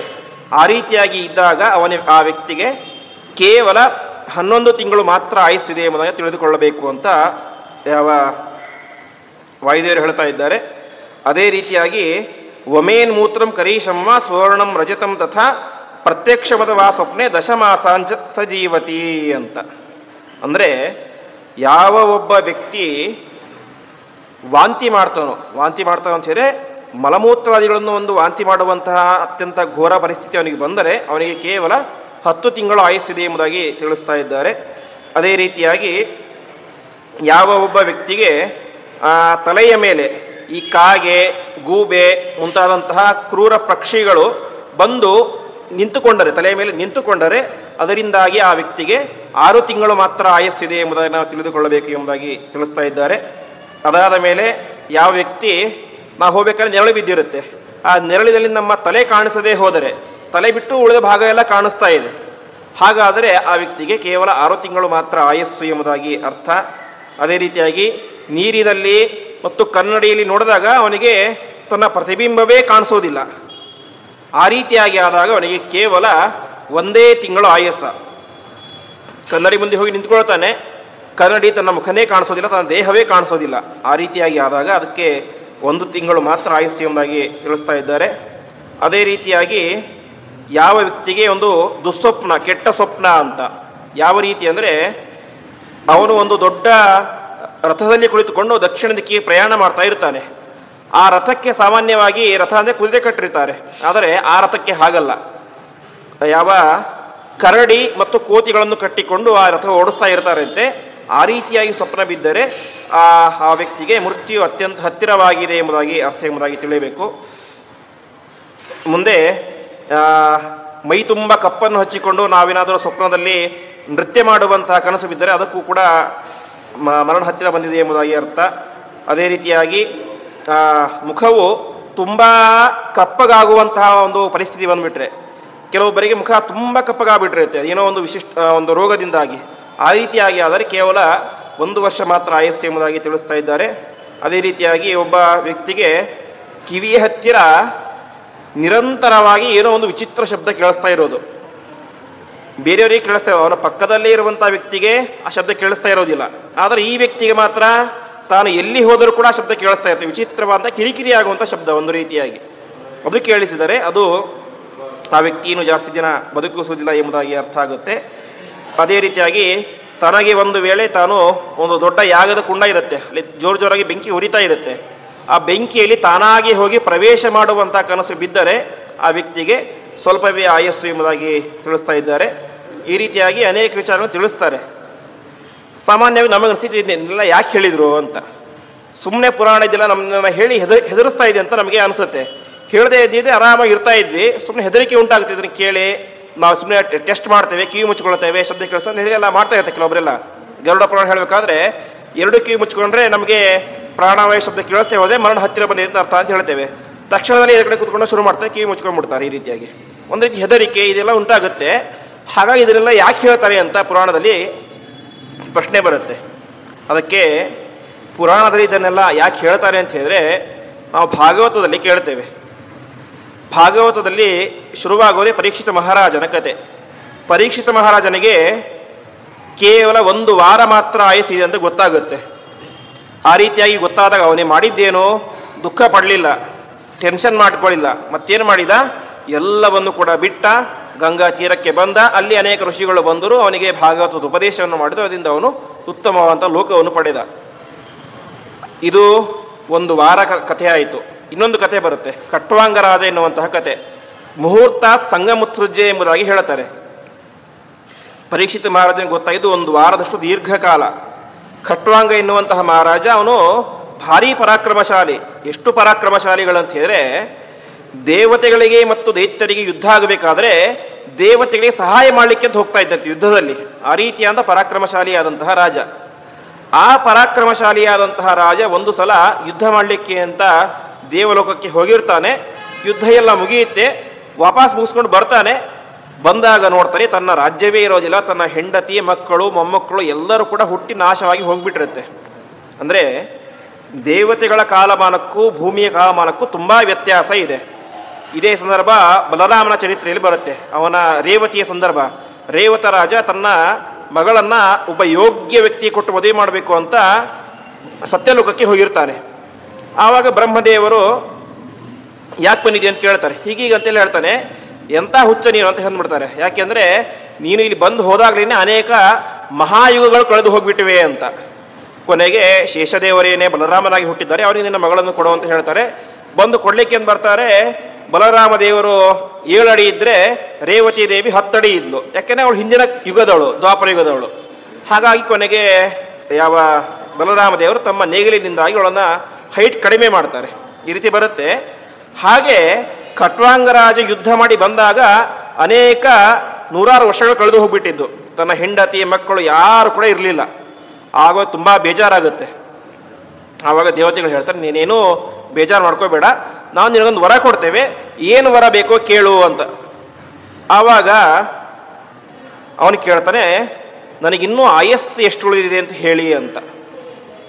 ದೇವತೆಗಳು ನೋಡಿ ಹೇಳ್ತಾರೆ, ನಿನಗಿನ್ನೂ ಕೇವಲ ಒಂದೇ ಒಂದು ಮುಹೂರ್ತ ಮಾತ್ರ ಆಯಸ್ಸು ಅಂತ. ಒಂದು ಮುಹೂರ್ತ ಅಂದರೆ ಕೇವಲ 48 ನಿಮಿಷ ಆಯಸ್ಸಿದೆ ಅಂತ. ಆ 48 ನಿಮಿಷದಲ್ಲಿ 1 ನಿಮಿಷವನ್ನು ಕೂಡ ಖಟ್ವಾಂಗ ಮಹಾರಾಜ ವ್ಯರ್ಥ ಮಾಡದಂತೆ ಕಾಡಿಗೆ ಹೋಗಿ ಪರಮಾತ್ಮನ ಧ್ಯಾನವನ್ನು ಮಾಡಿ ಆತುರ ಸನ್ಯಾಸ ಅಂತ ಸನ್ಯಾಸವನ್ನು ಸ್ವೀಕಾರ ಮಾಡ್ತಾನೆ. ಅದರಿಂದಾಗಿ ಏನಾಗುತ್ತೆ, ಅವನು ಉದ್ಧಾರ ಆಗುತ್ತೆ ಅಂತ ತಿಳಿಸ್ತಾ ಇದ್ದಾರೆ. ಹಾಗಾಗಿ ಪುರಾಣ ಇಂತಹ ಲಕ್ಷಣಗಳು ಕಂಡು ಬಂದರೆ ಮರಣ ಹತ್ತಿರ ಬಂದಿದೆ ಅಂತ ಅರ್ಥ ಅಂದ ತಕ್ಷಣ ಅದೇನು ಹೆದರಿಸಲಿಕ್ಕೆ ಹೇಳಿದೈತೆ ಅಂತ ಅರ್ಥ ಅಲ್ಲ. ಹೊರತು ಆ ಸಮಯದಲ್ಲಿ ನೀವು ವಿಚಲಿತರಾಗದಂತೆ ವಿಶಿಷ್ಟವಾದಂತಹ ಸಾಧನೆಯನ್ನು ಮಾಡಿ ಉಳಿದ ಆಯಸ್ಸನ್ನಾದರೂ ಕೂಡ ಸಾರ್ಥಕ ಮಾಡಿಕೊಳ್ಳಿ ಎನ್ನುವಂತಹ ಒಂದು ಮಹತ್ವವಾದಂಥ ಉದ್ದೇಶದಿಂದಾಗಿ ಪುರಾಣಗಳು ನಮಗೆ ಈ ರೀತಿಯಾಗಿ ತಿಳಿಸ್ತಾ ಇದ್ದಾವೆ. ಹೀಗೆ ವಾಯುದೇವರು ಇದನ್ನೆಲ್ಲವನ್ನು ಕೂಡ ತಿಳಿಸಿ ಮುಂದೆ ಬ್ರಹ್ಮದೇವರ ಮತ್ತು ರುದ್ರದೇವರ ಸೃಷ್ಟಿ ಎಂಬುದು ಹೇಗೆ ಆಯಿತು ಎಂಬುದಾಗಿ ಪ್ರಶ್ನೆ ಮಾಡ್ತಾರೆ. ಆ ಬ್ರಹ್ಮದೇವರ ಮತ್ತು ರುದ್ರದೇವರ ಸೃಷ್ಟಿ, ಬ್ರಹ್ಮದೇವರು ಪರಮಾತ್ಮನ ನಾಭಿ ಕಮಲದಿಂದಾಗಿ ಹುಟ್ಟಿದ್ದು. ವಾಸ್ತವಿಕವಾಗಿ ಬೇರೆ ಕಡೆ ಎಲ್ಲ ಕೇಳುವಂತೆ, ಭಾಗವತದಲ್ಲಿ ಕೇಳುವಂತೆ ಪರಮಾತ್ಮನ ನಾಭಿ ಕಮಲದಿಂದಾಗಿ ಹುಟ್ಟಿದಂಥವರು ಬ್ರಹ್ಮದೇವರು ಅಂತ. ಆದರೆ ವಾಯುಪುರಾಣ ಹೇಳುವಂತೆ ಕೇವಲ ಬ್ರಹ್ಮದೇವರು ಪರಮಾತ್ಮದಿಂದ ಹುಟ್ಟಿದರು ಅಂತ ಮಾತ್ರ ಹೇಳುತ್ತೆ. ನಾಭಿ ಕಮಲದೆಲ್ಲ ಹೇಳೋದಿಲ್ಲ. ಅದು ಬೇರೆ ಪುರಾಣಗಳು ಇದ್ದಾಗ ನಾವು ಅರ್ಥ ಮಾಡಿಕೊಳ್ಳಬೇಕು. ಅದಾದ ಮೇಲೆ ವಿಶೇಷವಾಗಿ ಮಹರುದ್ರದೇವರು ಅವರ ಬ್ರಹ್ಮದೇವರ ಕ್ರೋಧದಿಂದಾಗಿ ಹುಟ್ಟಿದರು ಎಂಬುದಾಗಿ ನಾವು ನಿನ್ನೆ ಪ್ರವಚನದಲ್ಲಿ ಕೇಳಿದ್ದೇವೆ. ಈ ರೀತಿಯಾಗಿ ತಿಳಿಸ್ತಾ ಇದ್ದಾರೆ. ಮುಂದೆ ಓಂಕಾರದ ವಿಶೇಷವಾದಂತಹ ಉಪಾಸನೆಯ ಬಗ್ಗೆ. ಓಂಕಾರ ಅದು ಎಲ್ಲ ಮಂತ್ರಗಳಿಗೆ, ಅನಂತವಾದಂತಹ ವೇದಗಳಿಗೆ ಮೂಲ ಯಾವುದು ಅಂತ ಹೇಳಿ ಅದು ಓಂಕಾರ. ಆ ಓಂಕಾರದಿಂದಾಗಿಯೇ ಎಲ್ಲ ವೇದಗಳು ನಮಗೆ ದೊರಕಿದ್ದು. ಎಲ್ಲ ಮಹಾಮಂತ್ರಗಳು ಇವತ್ತೇನೋ ನಾವು ಜಪ ಮಾಡುವಂತಹ ಗಾಯತ್ರಿ ಮಂತ್ರ ಆಗಿರಲಿ, ಅಥವಾ ಕೃಷ್ಣ ಮಂತ್ರ, ನಾರಾಯಣ ಮಂತ್ರ, ವೇದವ್ಯಾಸ ಮಂತ್ರ, ಧನ್ವಂತರಿ ಮಂತ್ರ, ಕಪಿಲ ಮಂತ್ರ, ಹೀಗೆ ಎಲ್ಲ ಮಂತ್ರಗಳ, ವೇದಗಳ, ಪುರಾಣಗಳ ಮೂಲ ಯಾವುದು ಅಂತ ಹೇಳಿದ್ರೆ ಅದು ಓಂಕಾರ ಎಂಬುದಾಗಿ. ಅದರಲ್ಲಿ ವಿಶೇಷವಾಗಿ ನಾವು ನೋಡಲಿಕ್ಕೆ ಓಂ ಅಂತ ಬೇಗನೆ ಹೇಳಿಬಿಡ್ತೇವೆ. ಆದರೆ ಅದನ್ನು ಬಿಡಿಸಿ ನೋಡಿದಾಗ ವಿಶೇಷವಾಗಿ 4 ಅಕ್ಷರಗಳಿದ್ದಾವೆ. ಅಕಾರ, ಉಕಾರ, ಮಕಾರ ಮತ್ತು ಅಂತ ನಾದ ಅಂತ. ಇನ್ನೂ ಬಿಡಿಸಿ ನೋಡಿದರೆ ಅಕಾರ, ಉಕಾರ, ಮಕಾರ, ನಾದ, ಬಿಂದು, ಕಲಾ, ಶಾಂತ, ಅತಿಶಾಂತ ಅಂತ 8 ವಿಧವಾದಂಥ 8 ವಿಭಾಗವಾಗಿ ಆ ಓಂಕಾರ ಅನ್ನೋದಿದೆ. ವಿಶೇಷವಾಗಿ ಆ ಓಂಕಾರದ ಉಪಾಸನೆಯಿಂದ ನಿರಂತರವಾಗಿ ಜಪ ಮಾಡ್ತಾ ಮಾಡ್ತಾ ಮಾಡ್ತಾ ಅದರ ಸಿದ್ಧಿ ಎಂಬುದು ಬಂದುಬಿಟ್ರೆ ಜಗತ್ತಿನಲ್ಲಿ ಇರುವಂತಹ ಯಾವ ವಿಚಾರದ ಬಗ್ಗೆ ಕೂಡ ನಮಗೇನಾಗೋದಿಲ್ಲ, ಗಮನವೇ ಹೋಗೋದಿಲ್ಲ ಅಂತೆ. ಒಂದು ರೀತಿಯಲ್ಲಿ ವೈರಾಗ್ಯ ಬಂದುಬಿಡುತ್ತೆ. ಹಾಗಾಗಿಯೇ ಈ ಓಂಕಾರದ ಜಪವನ್ನು ವಿಶೇಷವಾಗಿ ಸನ್ಯಾಸಿಗಳಿಗೆ ವಿಧಾನ ಮಾಡಿದ್ದಾರೆ. ಸನ್ಯಾಸಿಗಳು ಅಂತ ಹೇಗೆ ಅಂತ ಹೇಳಿದ್ರೆ, ಸನ್ಯಾಸಿಗಳು ವೈರಾಗ್ಯದಿಂದ ಇರಬೇಕು. ಅವರಿಗೆ ಜಗತ್ತಿನ ಬೇರೆ ವಸ್ತುಗಳ ಮೇಲೆ ಆಕರ್ಷಣೆ ಇರಬಾರ್ದು. ಆ ಆಕರ್ಷಣೆ ಬರುವಂಥ ಸಾಧ್ಯತೆ ಇರುತ್ತೆ. ಯಾಕೆಂದರೆ ಅವರು ಸಮಾಜದ ಮಧ್ಯದಲ್ಲೇ ಬದುಕ್ತಾರೆ. ಹಾಗಾಗಿ ಅವರಿಗೆ ವೈರಾಗ್ಯ ಜಾಸ್ತಿಯಾಗಿ ಬರಬೇಕು ಎನ್ನುವಂಥ ಒಂದು ಉದ್ದೇಶದಿಂದಾಗಿ ಯಾವ ಪರಮಾತ್ಮ ಮತ್ತು ಆಚಾರ್ಯರೆಲ್ಲರೂ ಕೂಡ ಆ ಓಂಕಾರದ ವಿಶೇಷವಾದ ಉಪಾಸನೆಯನ್ನು ಸನ್ಯಾಸಿಗಳಿಗೆ ತಿಳಿಸಿದ್ದಾರೆ. ಪ್ರತಿನಿತ್ಯ ಇಷ್ಟು ಓಂಕಾರವನ್ನು ಪ್ರಣವ ಮಂತ್ರವನ್ನು ಜಪ ಮಾಡಲೇಬೇಕು ಅಂತ. ಅದೇ ಗೃಹಸ್ಥರಿಗೆ ವಿಧಾನವನ್ನು ಮಾಡಿಲ್ಲ. ಯಾಕೆಂದರೆ ಗೃಹಸ್ಥನಾದಂಥವನು ಸಮಾಜ ಅದರ ಉದ್ಧಾರ ಮಾಡಬೇಕು, ತನ್ನ ಮನೆ ಮಡದಿ ಮಕ್ಕಳು ಎಲ್ಲರನ್ನು ಕೂಡ ನೋಡಿಕೊಳ್ಳಬೇಕು. ಒಂದು ವೇಳೆ ಓಂಕಾರವನ್ನು ಜಪ ಮಾಡ್ತಾ ಮಾಡ್ತಾ ಮಾಡ್ತಾ ಅವನಿಗೆ ವೈರಾಗ್ಯ ಬಂದುಬಿಟ್ರೆ ತನ್ನ ಹೆಂಡತಿ ಮಕ್ಕಳ ಗತಿ ಏನು? ಹಾಗಾಗಿ ಈ ಗೃಹಸ್ಥನಾದಂಥವನಿಗೆ ಅತಿಯಾದಂಥ ವೈರಾಗ್ಯವೂ ಬರಬಾರ್ದು. ವೈರಾಗ್ಯವೇ ಬೇಡ ಅಂತ ಅರ್ಥ ಅಲ್ಲ, ಅತಿಯಾದ ವೈರಾಗ್ಯ ಬರಬಾರ್ದು. ಸನ್ಯಾಸಿಗಳಿಗೆ ವೈರಾಗ್ಯ ಅದು ಬರಲೇಬೇಕು. ಆದ ಕಾರಣ ಸನ್ಯಾಸಿಗಳಿಗೆ ಆ ಓಂಕಾರದ ಜಪವನ್ನು ವಿಧಾನ ಮಾಡಿದ್ದಾರೆ. ಅದರ ಸ್ವರೂಪವನ್ನು ವಿಶೇಷವಾಗಿ ವಾಯುದೇವರು ನಮಗೆ ತಿಳಿಸ್ತಾ ಇದ್ದಾರೆ. ವಿಶೇಷವಾಗಿ ಎಲ್ಲ ಮಂತ್ರಗಳಲ್ಲಿಯೂ ಕೂಡ ಓಂಕಾರ ಶ್ರೇಷ್ಠ ಅಂತ ಹೇಳಿದ್ವಿ. ಅದಕ್ಕೆ ಕಾರಣ ಏನು ಅಂತ ಹೇಳಿದ್ರೆ, ಪರಮಾತ್ಮ ತಾನು ಸೃಷ್ಟಿ ಮಾಡಬೇಕಾದ್ರೆ ಯಾವ ಯಾವ ವಿಭಾಗದಲ್ಲಿ ಯಾವುದನ್ನು ಮೊದಲು ಸೃಷ್ಟಿ ಮಾಡ್ತಾನೋ ಅದು ಶ್ರೇಷ್ಠ ಅಂತ. ಜೀವರಲ್ಲಿ ಮೊದಲು ಸೃಷ್ಟಿ ಮಾಡಿದ ಯಾರನ್ನ? ಬ್ರಹ್ಮದೇವರನ್ನು. ಹಾಗಾಗಿ ಜೀವೋತ್ತಮರು ಯಾರು? ಬ್ರಹ್ಮದೇವರು. ಅಕ್ಷರಗಳಲ್ಲಿ ಮೊದಲು ಸೃಷ್ಟಿ ಮಾಡಿದ ಯಾವುದನ್ನು? ಓಂಕಾರವನ್ನು. ಹಾಗಾಗಿ ಓಂಕಾರ ಎಲ್ಲ ಅಕ್ಷರಗಳಿಗಿಂತಲೂ ಕೂಡ ಶ್ರೇಷ್ಠ. ಅದು ಕೇವಲ ಅಕ್ಷರ ಅಲ್ಲ, ಮಂತ್ರ, ಅದು ಶ್ರೇಷ್ಠ ಮಂತ್ರ ಎಂಬುದಾಗಿ ತಿಳಿಸ್ತಾ ಇದ್ದಾರೆ. ವಿಶೇಷವಾಗಿ ಇವತ್ತು ನಾವು ಓಂಕಾರ ಹೇಳೋದು ಅಂತ ಹೇಳಿದ್ರೆ ಕೇವಲ ಒಂದು ಸೆಕೆಂಡ್ನಲ್ಲಿ ಓಂ ಅಂತ ಹೇಳಿಬಿಡ್ತೀವಿ ಅಷ್ಟೇ. ಆದರೆ ನಿಜವಾಗಿ ಅದನ್ನು ಯಾವ ರೀತಿ ಹೇಳಬೇಕು ಅಂತ ತಿಳಿಸಿರ್ಬೇಕಾದ್ರೆ ಓಂ ಅಂತ ಈ ರೀತಿಯಾಗಿ ನಿಧಾನವಾಗಿ 4-5 ಸೆಕೆಂಡ್ಗಳ ಕಾಲ ಅದನ್ನು ಹೇಳಬೇಕು ಅಂತ ತಿಳಿಸ್ತಾ ಇದ್ದಾರೆ. ಈ ರೀತಿಯಾಗಿ ಇದಕ್ಕೆ ಒಂದು ಸ್ವರ ಅಂತ ಇದೆ. ಹಾಗಾಗಿ ಈ ಓಂಕಾರಕ್ಕೆ ಗಂಧರ್ವ ವಿದ್ಯೆ ಎಂಬುದಾಗಿ ಕರೀತಾರೆ ಅಂತೆ. ಗಂಧರ್ವ ಸ್ವರ, ಗಂಧರ್ವರು ಅಂತ ಹೇಳಿದ್ರೆ ಹಾಡುವಂಥವ್ರು. ಅವರು ದೇವತೆಗಳ ಲೋಕದಲ್ಲಿ ಇದ್ದುಕೊಂಡು ಹಾಡುವಂಥವ್ರು ಗಂಧರ್ವರು. ಹಾಗಾಗಿ ಇದಕ್ಕೆ ಇದು ಒಂದು ಹಾಡಿನ ರೂಪದಲ್ಲಿ ಸ್ವರ ಇದೆ ಇದಕ್ಕೆ. ಹಾಗಾಗಿ ಇದಕ್ಕೆ ಗಾಂಧರ್ವಿ ಎನ್ನುವುದಾಗಿ ಕರೀತಾರೆ ಎಂಬುದಾಗಿ ವಾಯುದೇವ ತಿಳಿಸ್ತಾ ಇದ್ದಾರೆ. ಇದನ್ನು ವಿಶೇಷವಾಗಿ ಅನುಸಂಧಾನ ಮಾಡುವಂತಹ ವ್ಯಕ್ತಿಗೆ ವೈರಾಗ್ಯ ಬರುತ್ತೆ. ಅಷ್ಟು ಮಾತ್ರ ಅಲ್ಲ, ವಿಶೇಷವಾದ ಜ್ಞಾನವೂ ಕೂಡ ಬರುತ್ತೆ ಅಂತೆ. ಅದು ಯಾವ ರೀತಿ ಬರುತ್ತೆ ಅಂತ ಹೇಳಿದ್ರೆ, ವಾಯುದೇವರು ಹೇಳುವಂತೆ ಪಿಪೀಲಿಕಾ ಸಮಸ್ಪರ್ಶ ಪ್ರಯುಕ್ತ ಮೂರ್ಧ್ನಿ ಲಕ್ಷ್ಯತೆ ಅಂತ. ಒಂದು ಇರುವೆ ಬಂದು ಕಳೆದ ನಮಗೆ ತಕ್ಷಣ ಒಂದು ರೀತಿ ವೇದನೆ ಆಗುತ್ತೆ, ಒಂದು ವಿಶಿಷ್ಟವಾದ ವೇದನೆ ತಕ್ಷಣ ಆಗುತ್ತೆ ಮತ್ತು ಹೋಗ್ಬಿಡುತ್ತೆ ಅಷ್ಟೇ ಅದು. ಹಾಗೆ ನಮಗೆ ಓಂಕಾರ ಜಪವನ್ನು ಮಾಡ್ತಾ ಮಾಡ್ತಾ ಮಾಡ್ತಾ ಇರುವೆ ಕಚ್ಚಿದಾಗ ಯಾವ ರೀತಿ ವೇದನೆ ಆಗುತ್ತೋ ತಕ್ಷಣದಲ್ಲಿ ಏನೇ ನಮಗೆ ತಲೆಯಲ್ಲಿ ಆ ವೇದಗಳು ಸ್ಫುರಣೆ ಆಗುತ್ತಾ ಹೋಗುತ್ತೆ ಎಂಬುದಾಗಿ ತಿಳಿಸ್ತಾ ಇದ್ದಾರೆ. ಅಂದರೆ ಆ ಮಟ್ಟದಲ್ಲಿ ಜಪ ಮಾಡಿರಬೇಕು ಅದನ್ನು, ಯಾವ ಓಂಕಾರವನ್ನು. ಸುಮ್ಮನೆ ಓಂ ಓಂ ಜಪ ಮಾಡ್ತಾ ಇದ್ದರೆ ಅದು ಆಗೋದಿಲ್ಲ. ಅದಕ್ಕೆ ಅನೇಕ ರಹಸ್ಯ ಅರ್ಥಗಳನ್ನು ತಂತ್ರಸಾರದಲ್ಲಿ ಆಚಾರ್ಯ ತಿಳಿಸಿದ್ದಾರೆ. ಆ ಓಂಕಾರಕ್ಕೆ ಪ್ರತಿಪಾದ್ಯವಾದಂತಹ ಪರಮಾತ್ಮನ ರೂಪಗಳಿದ್ದಾವೆ. ಭೂವರಾಹ ರೂಪ, ಅದೇ ರೀತಿಯಾಗಿ ರಾಮರೂಪ, ಕೃಷ್ಣ ರೂಪ. ಅದನ್ನೇ ಆಚಾರ್ಯರು ತಮ್ಮ ತಮ್ಮ ಶಿಷ್ಯರಿಗೆ ಪ್ರತಿಮೆಯನ್ನಾಗಿ ಕೊಟ್ಟಿದ್ದಾರೆ. ಭೂವರಾಹ ಪ್ರತಿಮೆ, ರಾಮ ಪ್ರತಿಮೆ, ಕೃಷ್ಣ ಪ್ರತಿಮೆ, ವಿಠ್ಠಲ ಪ್ರತಿಮೆ. ಅವೆಲ್ಲವೂ ಕೂಡ ಓಂಕಾರದಿಂದ ಪ್ರತಿಪಾದ್ಯವಾದಂತಹ ರೂಪಗಳು. ಅದೆಲ್ಲವನ್ನು ಕೂಡ ತಿಳಿದುಕೊಂಡು ಉಪಾಸನೆ ಮಾಡೋದಕ್ಕೆ ದೊಡ್ಡ ದೊಡ್ಡ ಯೋಗಿಗಳಿಗೆ ಮಾತ್ರ ಸಾಧ್ಯ. ಆ ರೀತಿಯಾದಂತಹ ಓಂಕಾರವನ್ನು ಜಪ ಮಾಡಬೇಕು ಎಂಬುದಾಗಿ ತಿಳಿಸ್ತಾ ಇದ್ದಾರೆ. ಇದರಲ್ಲಿ ಇನ್ನೊಂದು ವಿಚಾರ ತಿಳಿಸ್ತಾರೆ. ಒಬ್ಬ ಬೇಟೆಗಾರ ಬೇಟೆಯನ್ನು ಆಡ್ತಾನೆ. ಆ ರೀತಿಯಾಗಿ ನಾವು ಕೂಡ ಪರಮಾತ್ಮನನ್ನು ಬೇಟೆಯಾಡಬೇಕು ಅಂತ ತಿಳಿಸ್ತಾ ಇದ್ದಾರೆ. ನಮಗೆ ಕೇಳಿದಾಗ ಸ್ವಲ್ಪ ಆಶ್ಚರ್ಯ ಆಗುತ್ತೆ. ಬೇಟೆ ಅಂದರೆ ಅದನ್ನು ನಾಶ ಮಾಡೋದು. ಪರಮಾತ್ಮನನ್ನು ಬೇಟೆಯಾಡೋದು ಅಂತ ಹೇಳಿದ್ರೆ ಒಬ್ಬ ಯಾವುದೋ ವ್ಯಾಧ ಕೃಷ್ಣಾವತಾರದ ಕೊನೆಯಲ್ಲಿ ಪರಮಾತ್ಮನ ಪಾದಕ್ಕೆ ಬಾಣನ ಬಿಟ್ಟ, ಆ ರೀತಿಯಾಗಿ ಮಾಡಬೇಕಂತ ಹೇಳಿದ್ರೆ ಅದು ಬೇಟೆ ಅಂದರೆ ಅದು ನಮಗೆ ಸೇರಬೇಕಾದದ್ದು ಅಂತ ಅಷ್ಟೇ ಅರ್ಥ. ನಮಗೆ ಬೇಕು ಅದನ್ನು ಅದಕ್ಕೆ ಬೇಟೆಯಾಡಿ ಪಡ್ಕೊಳ್ತೇವೆ. ಹಾಗೆ ಪರಮಾತ್ಮ ನಮ್ಮವನು, ಅನಾದಿ ಕಾಲದಿಂದ ನಮ್ಮ ಒಳಗಡೆನೇ ಇರುವಂತಹ ಒಬ್ಬ ದೊಡ್ಡ ಸ್ನೇಹಿತ ಅವನು. ಹಾಗಾಗಿ ಅವನನ್ನು ನಮ್ಮ ಕಡೆಗೆ ಸೆಳೆದುಕೊಳ್ಳಬೇಕು ಅಂತ ಹೇಳಿದ್ರೆ ಬಾಣ ಬಿಟ್ಟು ಸೆಳೆದುಕೊಳ್ಳಬೇಕು ಅಂತೆ. ಬಾಣ ಯಾವುದು ಅಂತ ಹೇಳಿದ್ರೆ ಉಪನಿಷತ್ನಲ್ಲೂ ಬರುತ್ತೆ. ಪ್ರಣವೋ ಧನು ಶರೋಹ್ಯಾತ್ಮ ಬ್ರಹ್ಮತುಲ್ಲಕ್ಷ ಮುಚ್ಯತೆ ಶರವತ್ತನ್ಮಯೋ ಭವೇತ್ ಎಂಬುದಾಗಿ ಪ್ರಣವ ಅಂದರೆ ಈ ಓಂಕಾರವೇನೇ ಧನುಸ್ಸು ಅಂತೆ. ಪ್ರಧಾನವಾಗಿ ಬಿಲ್ಲು ಗಟ್ಟಿ ಇದ್ದರೆ ಬಾಣವನ್ನು ಎಷ್ಟು ದೂರ ಬೇಕಾದರೂ ಬಿಡ್ಬೋದು. ಬಿಲ್ಲೇ ಸರಿ ಇಲ್ಲ, ಹೇಳಿದ ತಕ್ಷಣ ಮುರಿದು ಹೋಗಿಬಿಡ್ತು ಅಂತ ಅಂದ್ಬಿಟ್ರೆ ಬಾಣ ಇದ್ರೂ ಕೂಡ ಬಿಡ್ಲಿಕ್ಕೆ ಆಗೋದಿಲ್ಲ. ಹಾಗಾಗಿ ಧನುಸ್ ಯಾವುದು ಅಂತ ಹೇಳಿದ್ರೆ ಅದು ಪ್ರಣವ ಅಂತೆ, ಓಂಕಾರ ಎನ್ನುವಂತಹ ಮಂತ್ರ. ಬಾಣ ಯಾವುದು? ಜೀವನೇ ಬಾಣ, ನಾವೇ ಬಾಣಗಳು. ನಾವೇ ಹೋಗಿ ಪರಮಾತ್ಮನನ್ನು ಮುಟ್ಟಬೇಕು. ನಾವು ಹೋಗಿ ಪರಮಾತ್ಮನನ್ನು ಮುಟ್ಟಿದಾಗ ಪರಮಾತ್ಮ ಏನು ಮಾಡ್ತಾನೆ? ಇವರು ಬರ್ತಾ ಇದ್ದಾರೆ, ತಾನು ಹತ್ರ ಬರ್ತಾನೆ. ಹಾಗಾಗಿ ಬ್ರಹ್ಮ ತಲ್ಲಕ್ಷ್ಯ ಮುಚ್ಚತೆ, ಪರಮಾತ್ಮನೇ ಅದಕ್ಕೆ ಲಕ್ಷ್ಯ. ಹಾಗಾಗಿ ಅದನ್ನು ನಾವು ಸೇರಬೇಕು ಅಂತ, ನಾವು ಹೋಗಿ ಪರಮಾತ್ಮನ ಸೇರಬೇಕು ಅಂತ. ಹಾಗಂದ ತಕ್ಷಣ ಒಬ್ಬ ಬಿಲ್ಲನ್ನು ಬಾಣವನ್ನು ಬಿಡುವಂಥ ವ್ಯಕ್ತಿ ಮೊದಲ ಸಲ ಬಾಣ ಬಿಟ್ಟ ತಕ್ಷಣ ಅದು ಗುರಿ ಮುಟ್ಟೋದಿಲ್ಲ. ಅದಕ್ಕೆ ಅನೇಕ ಸಲ ಪ್ರಯತ್ನ ಮಾಡಬೇಕು. ನಾವು ಅರ್ಜುನನ ಕಥೆಯನ್ನು ಕೇಳ್ತೇವೆ ಮಹಾಭಾರತದಲ್ಲಿ.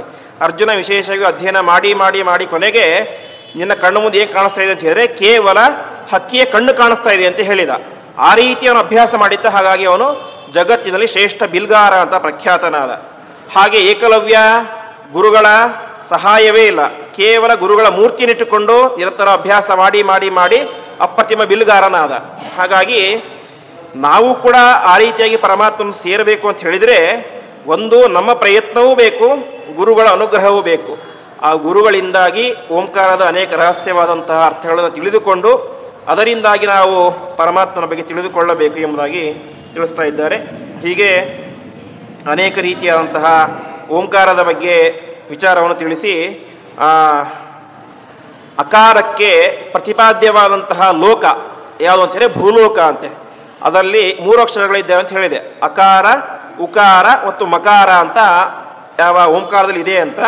ಅಕಾರಕ್ಕೆ ಭೂಲೋಕ, ಉಕಾರಕ್ಕೆ ಭುವರ್ಲೋಕ ಮತ್ತು ಮಕಾರಕ್ಕೆ ಮತ್ತು ಸ್ವರ್ಗಲೋಕ ಎಂಬುದಾಗಿ ಖ್ಯಾತವಾಗಿದೆ. ಹಾಗಾಗಿ ನಾವಿವತ್ತು ಭೂರ್ಭುವಸ್ವಹ ಅಂತ ಹೇಳ್ತೇವೆ. ಸಂಧ್ಯಾವಂದನೆ ಗಾಯತ್ರಿ ಜಪ ಮಾಡೋಕ್ಕಾದ್ರೆ ಓಂ ಭೂರ್ಭುವಸ್ವಹ ಅಂಥೇಳಿ ಆಮೇಲೆ ಶುರು ಮಾಡ್ತೇವೆ. ತತ್ಸವಿತುರ್ವರೆಣ್ಯಂ ಭರ್ಗೋ ದೇವಸ್ಯ ಧೀಮಹಿ ಅಂತ. ಅದು ಯಾಕೆ ಅಂತ ಹೇಳಿದ್ರೆ ಅದರ ಓಂಕಾರದ 3 ಲೋಕಗಳು ಯಾವುದು ಅಂತ ಹೇಳಿದ್ರೆ ಭೂಲೋಕ, ಭುವರ್ಲೋಕ ಮತ್ತು ಸ್ವರ್ಗಲೋಕ ಎಂಬುದಾಗಿ ತಿಳಿಸ್ತಾ ಇದ್ದಾರೆ. ಈ ರೀತಿಯಾಗಿ ಧ್ಯಾನ ಮಾಡಿದಾಗ ಏನಾಗುತ್ತೆ, ವಿಶೇಷವಾಗಿ ಓಂಕಾರವನ್ನು ನಿರಂತರವಾಗಿ ಜಪ ಮಾಡ್ತಾ ಇದ್ದರೆ ಅದರಿಂದ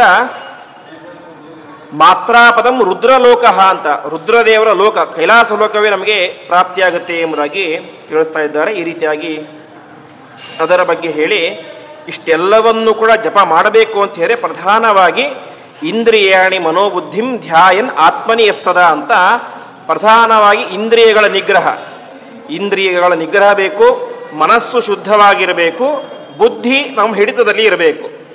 ಈ ರೀತಿಯಾಗಿ ಇದ್ದಾಗ ಮಾತ್ರ ಏನಾಗುತ್ತೆ, ಈ ರೀತಿಯಾದಂತಹ ಓಂಕಾರವನ್ನು ನಿರಂತರವಾಗಿ ಜಪವನ್ನು ಮಾಡಿ ಪರಮಾತ್ಮನ ಸಾಕ್ಷಾತ್ಕಾರವನ್ನು ಪಡೀಲಿಕ್ಕೆ ಸಾಧ್ಯ ಎಂಬುದಾಗಿ ಇಲ್ಲಿ ತಿಳಿಸ್ತಾ ಇದ್ದಾರೆ. ಹೀಗೆ ಓಂಕಾರದ ಬಗ್ಗೆ ಆಚಾರ್ಯರು ವಾಯುದೇವರು ವಿಶೇಷವಾಗಿ ತಿಳಿಸಿ ಈ ಓಂಕಾರವನ್ನು ನಿರಂತರವಾಗಿ ಜಪವನ್ನು ಮಾಡ್ತಾ ಇದ್ದರೆ ಯಾವ ಪುಣ್ಯ ಅಂದರೆ ಮಾಸೇಶ್ವಮೇಧೇನ ಯೋ ಯಜೇತ ಶತಂ ಸಮಾಹ ಅಂತ. ಸಾಮಾನ್ಯವಾಗಿ ಹಿಂದಿನ ಕಾಲದಲ್ಲಿ ಯಜ್ಞ ಯಾಗ ಅಂದರೆ ರಾಜಸೂಯ, ಅಶ್ವಮೇಧ, ವಿಶ್ವಜಿತ್ ಅಂತ ದೊಡ್ಡ ದೊಡ್ಡ ಯಾಗಗಳು. ಒಬ್ಬ ವ್ಯಕ್ತಿ ಜೀವನದಲ್ಲಿ 1 ಬಾರಿ ಅಶ್ವಮೇಧ ಯಾಗವನ್ನು ಮಾಡಿದ್ದಾನೆ ಅಂತ ಅದು ದೊಡ್ಡ ಸಾಧನೆ ಅಂತ. ಓಂಕಾರವನ್ನು ನಿರಂತರವಾಗಿ ಜಪ ಮಾಡಿ ಸಿದ್ಧಿ ಪಡೆದುಕೊಂಡ್ರೆ ಯಾವ ರೀತಿ ಪುಣ್ಯ ಅಂದರೆ ಒಬ್ಬ ವ್ಯಕ್ತಿ 100 ವರ್ಷಗಳ ಕಾಲ ಪ್ರತಿ ತಿಂಗಳೂ ಅಶ್ವಮೇಧ ಯಾಗವನ್ನು ಮಾಡಿದರೆ ಯಾವ ಪುಣ್ಯ ಬರುತ್ತೋ ಅಷ್ಟು ಪುಣ್ಯ ಓಂಕಾರದ ಸಿದ್ಧಿಯಿಂದಾಗಿ ಬರುತ್ತೆ ಅಂತ. ಮಾಸೇ ಅಶ್ವಮೇಧೇನ ಯೋ ಯಜೇತ ಶತಂ ಸಮಾಹ, 100 ವರ್ಷಗಳ ಕಾಲ ಪ್ರತಿ ಮಾಸವೂ ಕೂಡ ನಾವು ಪ್ರತಿ ತಿಂಗಳು ಇದು ಮಾಡ್ತೇವೆ, ಸತ್ಯನಾರಾಯಣ ಪೂಜೆ ಮಾಡಿಬಿಡ್ತೇವೆ. ಅಷ್ಟು ಮಾತ್ರ ಸಾಕಾಗೋದಿಲ್ಲ. ಪ್ರತಿ ತಿಂಗಳು ಸತ್ಯನಾರಾಯಣ ಪೂಜೆ ಅಲ್ಲ, ಅಶ್ವಮೇಧ ಯಾಗವನ್ನು ಮಾಡಿದಂತಹ ಪುಣ್ಯ ಅದರಿಂದ ಬರುತ್ತೆ, ಓಂಕಾರದ ಜಪದಿಂದಾಗಿ ಬರುತ್ತೆ ಎಂಬುದಾಗಿ ತಿಳಿಸ್ತಾ ಇದ್ದಾರೆ. ಹಾಗಾಗಿ ಅದನ್ನು ವಿಶೇಷವಾಗಿ ಸನ್ಯಾಸಿಗಳಾದಂಥವರು ಅವಶ್ಯವಾಗಿ ಮಾಡಲೇಬೇಕು, ಅದರಿಂದಲೇ ಅವರ ಉದ್ಧಾರ ಎಂಬುದಾಗಿ ತಿಳಿಸ್ತಾ ಇದ್ದಾರೆ. ಈ ರೀತಿಯಾಗಿ ವಿಶೇಷವಾಗಿ ಪ್ರಾರಂಭದಲ್ಲಿ ಓಂಕಾರದ ಜಪವನ್ನು ಮಾಡಬೇಕು. ಅದಾದ ಮೇಲೆ ಅದರ ವಿಸ್ತಾರವಾದಂತಹ ಪುರುಷ ಸೂಕ್ತದ ಅರ್ಥಾನುಸಂಧಾನ ಮಾಡಿಕೊಳ್ಳಬೇಕು. ಅದಾದ ಮೇಲೆ ಅದರ ವಿಸ್ತಾರವಾದಂತಹ ಋಗ್ವೇದ, ಯಜುರ್ವೇದ, ಸಾಮವೇದಗಳ ಅಧ್ಯಯನ, ಅದೇ ರೀತಿಯಾಗಿ ಉಪನಿಷತ್ತುಗಳ ಅಧ್ಯಯನ, ಇವೆಲ್ಲವನ್ನು ಕೂಡ ವ್ಯಕ್ತಿ ಮಾಡಿದಾಗ ಅವನಿಗೆ ವಿಶೇಷವಾದಂತಹ ಜ್ಞಾನಿ ಅನ್ನೋ ಒಂದು ಪಟ್ಟ ಸಿಗುತ್ತೆ. ಅಷ್ಟು ಮಾತ್ರ ಅಲ್ಲ, ವಿಶೇಷವಾಗಿ ರುದ್ರಲೋಕದಲ್ಲಿ, ಕೈಲಾಸ ಪರ್ವತ ಲೋಕದಲ್ಲಿ ವಿಶೇಷವಾದಂತಹ ಸ್ಥಾನಮಾನ ಅವನಿಗೆ ಸಿಗುತ್ತೆ ಎಂಬುದಾಗಿ ತಿಳಿಸ್ತಾ ಇದ್ದಾರೆ. ಈ ರೀತಿಯಾಗಿ ಅದನ್ನು ಚಿಂತನೆ ಮಾಡಬೇಕು. ಇದಾದ ಮೇಲೆ ಸ್ವರ ಸೃಷ್ಟಿ ಅಂತ, ಸ್ವರಗಳು, ಅಕ್ಷರಗಳು ಅಂತ ನಾವಿಲ್ಲಿ ಕೇಳ್ತೇವೆ. ವಾಸ್ತವಿಕವಾಗಿ ಕನ್ನಡದಲ್ಲಿ ಎಷ್ಟು ಅಕ್ಷರಗಳಿದ್ದಾವೋ ಅದಕ್ಕಿಂತ ಹೆಚ್ಚಿನ ಅಕ್ಷರಗಳು ಎಲ್ಲಿದ್ದಾವೆ? ಸಂಸ್ಕೃತದಲ್ಲಿ ಇದ್ದಾವೆ. ಅದನ್ನು ವಾಸ್ತವಿಕವಾಗಿ ಇವತ್ತು ನಾವೇನು ಸಂಸ್ಕೃತದ ವ್ಯಾಕರಣದ ಪಿತಾಮಹ ಅಂತ ಕರೆಯುವಂಥ ಪಾಣಿನಿ ಎನ್ನುವಂಥ ಋಷಿಗಳು ಅದನ್ನು ಒಪ್ಪೋದಿಲ್ಲ, ಅನೇಕ ಅಕ್ಷರಗಳನ್ನು ಒಪ್ಪೋದಿಲ್ಲ. ಆದರೆ ವೇದವ್ಯಾಸ ದೇವರು ಮತ್ತು ನಾವು ವೇದ ಪುರಾಣಗಳನ್ನು ನೋಡಿದಾಗ 63 ವರ್ಣಗಳಿದ್ದಾವೆ. ಅದರಲ್ಲಿ ಋ ಋ ಘೃ ನಾವು ಇದು ಮಾಡಬೇಕಾದ್ರೆ, ಯಾವ ಮಾತೃಕನ್ಯಾಸ ಮಾಡಬೇಕಾದ್ರೆ ಬರುತ್ತೆ, ಋಂ ಋಷಾಯ ನಮಃ, ಋಂ ಋಘಯ ನಮಃ ಅಂತೆಲ್ಲ ಬರುತ್ತೆ. ಅದೆಲ್ಲವನ್ನು ಕೂಡ ಪಾಣಿನಿ ಒಪ್ಪೋದಿಲ್ಲ. ಆದರೆ ಸಾಕ್ಷಾತ್ ವೇದವ್ಯಾಸ ದೇವರು ಹೇಳಿದ ಮೇಲೆ ನಮಗೆ ಬೇರೆ ಯಾವ ಋಷಿಗಳ ಅಪ್ಪಣೆ ಬೇಕಾಗಿಲ್ಲ. ಹಾಗಾಗಿ 63 ಅಕ್ಷರಗಳು ಅವೆಲ್ಲವೂ ಕೂಡ ಎಲ್ಲಿಂದ ಹುಟ್ಟಿದವು ಅಂತ, ಒಂದ್ಯಾವುದು ಹುಟ್ಟುವಂಥ ಸ್ಥಾನ ಬೇಕು. ಓಂಕಾರವನ್ನು ಪರಮಾತ್ಮ ಸೃಷ್ಟಿ ಮಾಡಿದ, ಉಳಿದವುಗಳನ್ನು ಯಾರು ಸೃಷ್ಟಿ ಮಾಡಿದರು ಅಂತ ಹೇಳಿದರೆ, ಚತುರ್ಮುಖಾಸ್ತಸ್ಮಾತ್ ಅಜಾಯಂತ ಚತುರ್ದಶ ನಾನಾವರ್ಣಾ ಸ್ವರಾಹ ದಿವ್ಯಂ ಆದ್ಯಂ ತತ್ಯ ಚರಾಕ್ಷರಂ ಎಂಬುದಾಗಿ ವಿಶೇಷವಾಗಿ ಬ್ರಹ್ಮದೇವರ 4 ಮುಖಗಳಿಂದ ಪರಮಾತ್ಮ, ಅವನು ಸಹಸ್ರಶೇಷ ಪುರುಷ, 1000 ಮುಖ ಇರುವಂಥವನು. ಅವನ ಮಗನಾದಂತಹ ಬ್ರಹ್ಮದೇವರಿಗೆ 4 ಮುಖ, ಅವರ ಮಗನಾದಂತಹ ರುದ್ರದೇವರಿಗೆ 5 ಮುಖ, ಅವರ ಮಗನಾದಂತಹ ಷಣ್ಮುಖನಿಗೆ 6 ಮುಖ. ಹೀಗೆ ಒಂದು ವಿಶೇಷ. ಆ ಬ್ರಹ್ಮದೇವರ 4 ಮುಖಗಳಿಂದಾಗಿ 16 ಸ್ವರಗಳು ಹುಟ್ಟಿದವು, 14 ಸ್ವರಗಳು ಹುಟ್ಟಿದೆ ಎಂಬುದಾಗಿ ತಿಳಿಸ್ತಾ ಇದ್ದಾರೆ. ಅದರಲ್ಲಿ ಮೊದಲ ಅಕ್ಷರ ಯಾವುದು ಅಂತ ಹೇಳಿದ್ರೆ ಯಾವ ಅಕಾರ ಅನ್ನೋದು ಮೊದಲ ಅಕ್ಷರ. ಬ್ರಹ್ಮದೇವರು ಸೃಷ್ಟಿ ಮಾಡಿದಂತಹ ಅಕ್ಷರಗಳಲ್ಲಿ ಮೊದಲ ಅಕ್ಷರ ಅದು ಅಕಾರ ಎನ್ನುವಂತಹ ಅಕ್ಷರ. ಆ ಅಕಾರದಿಂದಲೇನೆ ಮುಂದೆ 63 ಅಕ್ಷರಗಳು ಸೃಷ್ಟಿಯಾದವು ಎಂಬುದಾಗಿ ತಿಳಿಸ್ತಾ ಇದ್ದಾರೆ.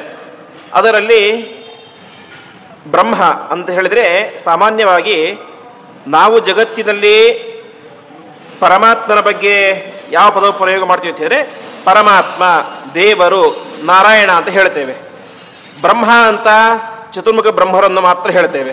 ಈಶ್ವರ ಅಂತ ರುದ್ರದೇವರನ್ನು ಹೇಳ್ತೇವೆ.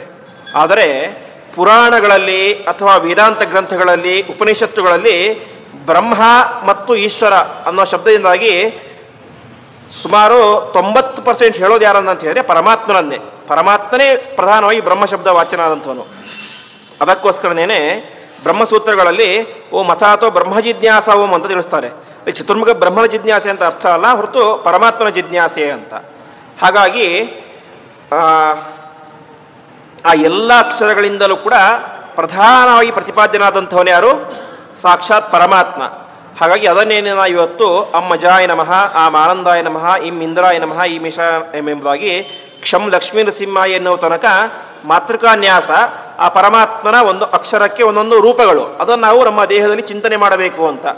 ವಿಶೇಷವಾಗಿ ನಾವು ಪೂಜೆ ಮಾಡುವಂತಹ ಪ್ರತಿಮೆಗಳಲ್ಲಿ ಪರಮಾತ್ಮನ ವಿಶೇಷವಾದಂತಹ ಸನ್ನಿಧಾನ ಬರಬೇಕು ಅಂತ ಹೇಳಿದರೆ ಒಟ್ಟು 3 ಸಲ ತತ್ವನ್ಯಾಸ ಮಾತೃಕಾನ್ಯಾಸ ಮಾಡಬೇಕು ಅಂತ ತಿಳಿಸ್ತಾರೆ. ಅದು ಕನಿಷ್ಠ. ಮೊದಲು ನಮ್ಮ ದೇಹದಲ್ಲಿ ನಾವು ಮಾಡ್ಕೊಳ್ಬೇಕು. ಸಂಧ್ಯಾವಂದನೆ ಮಾಡಬೇಕಾದ್ರೆ ನಮ್ಮ ದೇಹದಲ್ಲಿ ತತ್ವನ್ಯಾಸ ಮಾತೃಕಾನ್ಯಾಸ. ನಮ್ಮಲ್ಲಿ ಯಾಕೆ ಮಾಡ್ಕೊಳ್ಳೋದು ಅಂತ ಹೇಳಿದ್ರೆ, ನಾವು ಮೊದಲು ನಮ್ಮ ದೇಹದಲ್ಲಿ ಮಾಡಿದಾಗ ಪ್ರತಿಮೆಯಲ್ಲಿ ಅದನ್ನು ಮಾಡುವಂಥ ಯೋಗ್ಯತೆ ನಮಗೆ ಬರುತ್ತೆ ಅಂತ. ಇಷ್ಟಾದ ಮೇಲೆ ಕಲಶ ಪೂಜೆಯನ್ನು ಮಾಡಬೇಕಾದ್ರೆ ಕಲಶದಲ್ಲಿ ಅದನ್ನು ಆವಾಹನೆ ಮಾಡಬೇಕು. ಆಮೇಲೆ ಪ್ರತಿಮೆಯಲ್ಲಿ, ಹೀಗೆ ಕಲಶದಲ್ಲಿ ಮತ್ತು ಪ್ರತಿಮೆಯಲ್ಲಿ ಎರಡಲ್ಲೂ ಮಾಡಿ ಆ ಕಲಶದ ನೀರನ್ನೇ ನಾವು ಪ್ರತಿಮೆಗೆ ಅಭಿಷೇಕ ಮಾಡಿದಾಗ ಆ ಪ್ರತಿಮೆಯಲ್ಲಿ ಇನ್ನಷ್ಟು ವಿಶೇಷವಾದಂತಹ ಸನ್ನಿಧಾನ ಬರುತ್ತೆ ಅಂತ ಕಾರಣದಿಂದಾಗಿ ಅದನ್ನು ತಿಳಿಸ್ತಾರೆ. ಈ ರೀತಿಯಾಗಿ ಯಾಕೆ ಸನ್ನಿಧಾನ ವಿಶೇಷ ಅಂದರೆ ಅದರಿಂದ ಪ್ರತಿಪಾದ್ಯವಾದಂಥ ಪರಮಾತ್ಮನ ರೂಪಗಳಿಗೆ ಅಷ್ಟು ಸಾಮರ್ಥ್ಯ ಇದೆ ಅಂತ. ಹೀಗೆ ಆಯಿತು. ಮುಂದೆ 14 ಸ್ವರಗಳು ಅಂತ ಹೇಳಿದೆ. 14 ಸ್ವರಗಳ ಸೃಷ್ಟಿಯಾಯಿತು. ಮುಂದೆ ಅಕ್ಷರಗಳ ಸೃಷ್ಟಿಯಾಯಿತು. ಆ 14 ಸ್ವರಗಳಿಂದಾಗಿ ವಿಶೇಷವಾಗಿ 14 ಮನ್ವಂತರಗಳು, ಆ ಮನ್ವಂತರಕ್ಕೆ ಅಭಿಮಾನಿಗಳಾದಂತಹ ದೇವತೆಗಳು ಆ 14 ಸ್ವರಗಳಿಂದಾಗಿ ಸೃಷ್ಟಿಯಾದರು ಎಂಬುದಾಗಿ ತಿಳಿಸ್ತಾ ಇದ್ದಾರೆ. ಹೀಗೆ ಆ ಕಲ್ಪಕ್ಕೆ ಅಂದರೆ ಯಾವಾಗ ಎಲ್ಲ ಸ್ವರಗಳು ಕೂಡ ಸೃಷ್ಟಿಯಾದವು ಅದಕ್ಕೆ ಬ್ರಹ್ಮಕಲ್ಪ ಎಂಬುದಾಗಿ ಹೆಸರು ಅಂತ ತಿಳಿಸ್ತಾ ಇದ್ದಾರೆ. ಹೀಗೆ ಅದರಲ್ಲಿ ಬ್ರಹ್ಮದೇವರಿಗೆ 4 ಮುಖ ಅಂತ ಹೇಳಿದರು. ಆ ಬ್ರಹ್ಮದೇವರ 4 ಮುಖದಿಂದ ಮೊದಲನೇ ಮುಖದಿಂದಾಗಿ ಸ್ವಯಂಭವ ಎನ್ನುವಂತಹ ಮನುಗಳು ಸೃಷ್ಟಿಯಾದರು. ಆಮೇಲೆ 2ನೇ ಮುಖದಿಂದಾಗಿ ಆಕಾರ ಅನ್ನೋದು ಹುಟ್ಟಿತು. ಮೊದಲನೇ ಮುಖದಿಂದಾಗಿ ಅಕಾರ, 2ನೇ ಮುಖದಿಂದಾಗಿ ಆಕಾರ. ಅಕಾರದಿಂದಾಗಿ ಯಾವ ಸ್ವಯಂಭವ ಮನುಗಳು, ಆಕಾರದಿಂದಾಗಿ ಸ್ವಾರೋಚಿಷ ಮನುಗಳು, 2ನೇ ಮನ್ವಂತರಕ್ಕೆ ಅಭಿಮಾನಿಯಾದಂತಹ ಸ್ವಾರೋಚಿಷ ಎನ್ನುವಂತಹ ಮನುಗಳು. ಆಮೇಲೆ 3ನೇ ಮುಖದಿಂದಾಗಿ ಇಕಾರ ಅನ್ನೋದು ಹುಟ್ಟಿತು, ಅ ಇ ಅನ್ನೋದು ಹುಟ್ಟಿತು. ಆ ಇಕಾರದಿಂದಾಗಿ ಯಜುರ್ವೇದಕ್ಕೆ ಅಭಿಮಾನಿಯಾದಂತಹ ಆದಿತ್ಯ ಎನ್ನುವಂತಹ ಮನು ಹುಟ್ಟಿದ.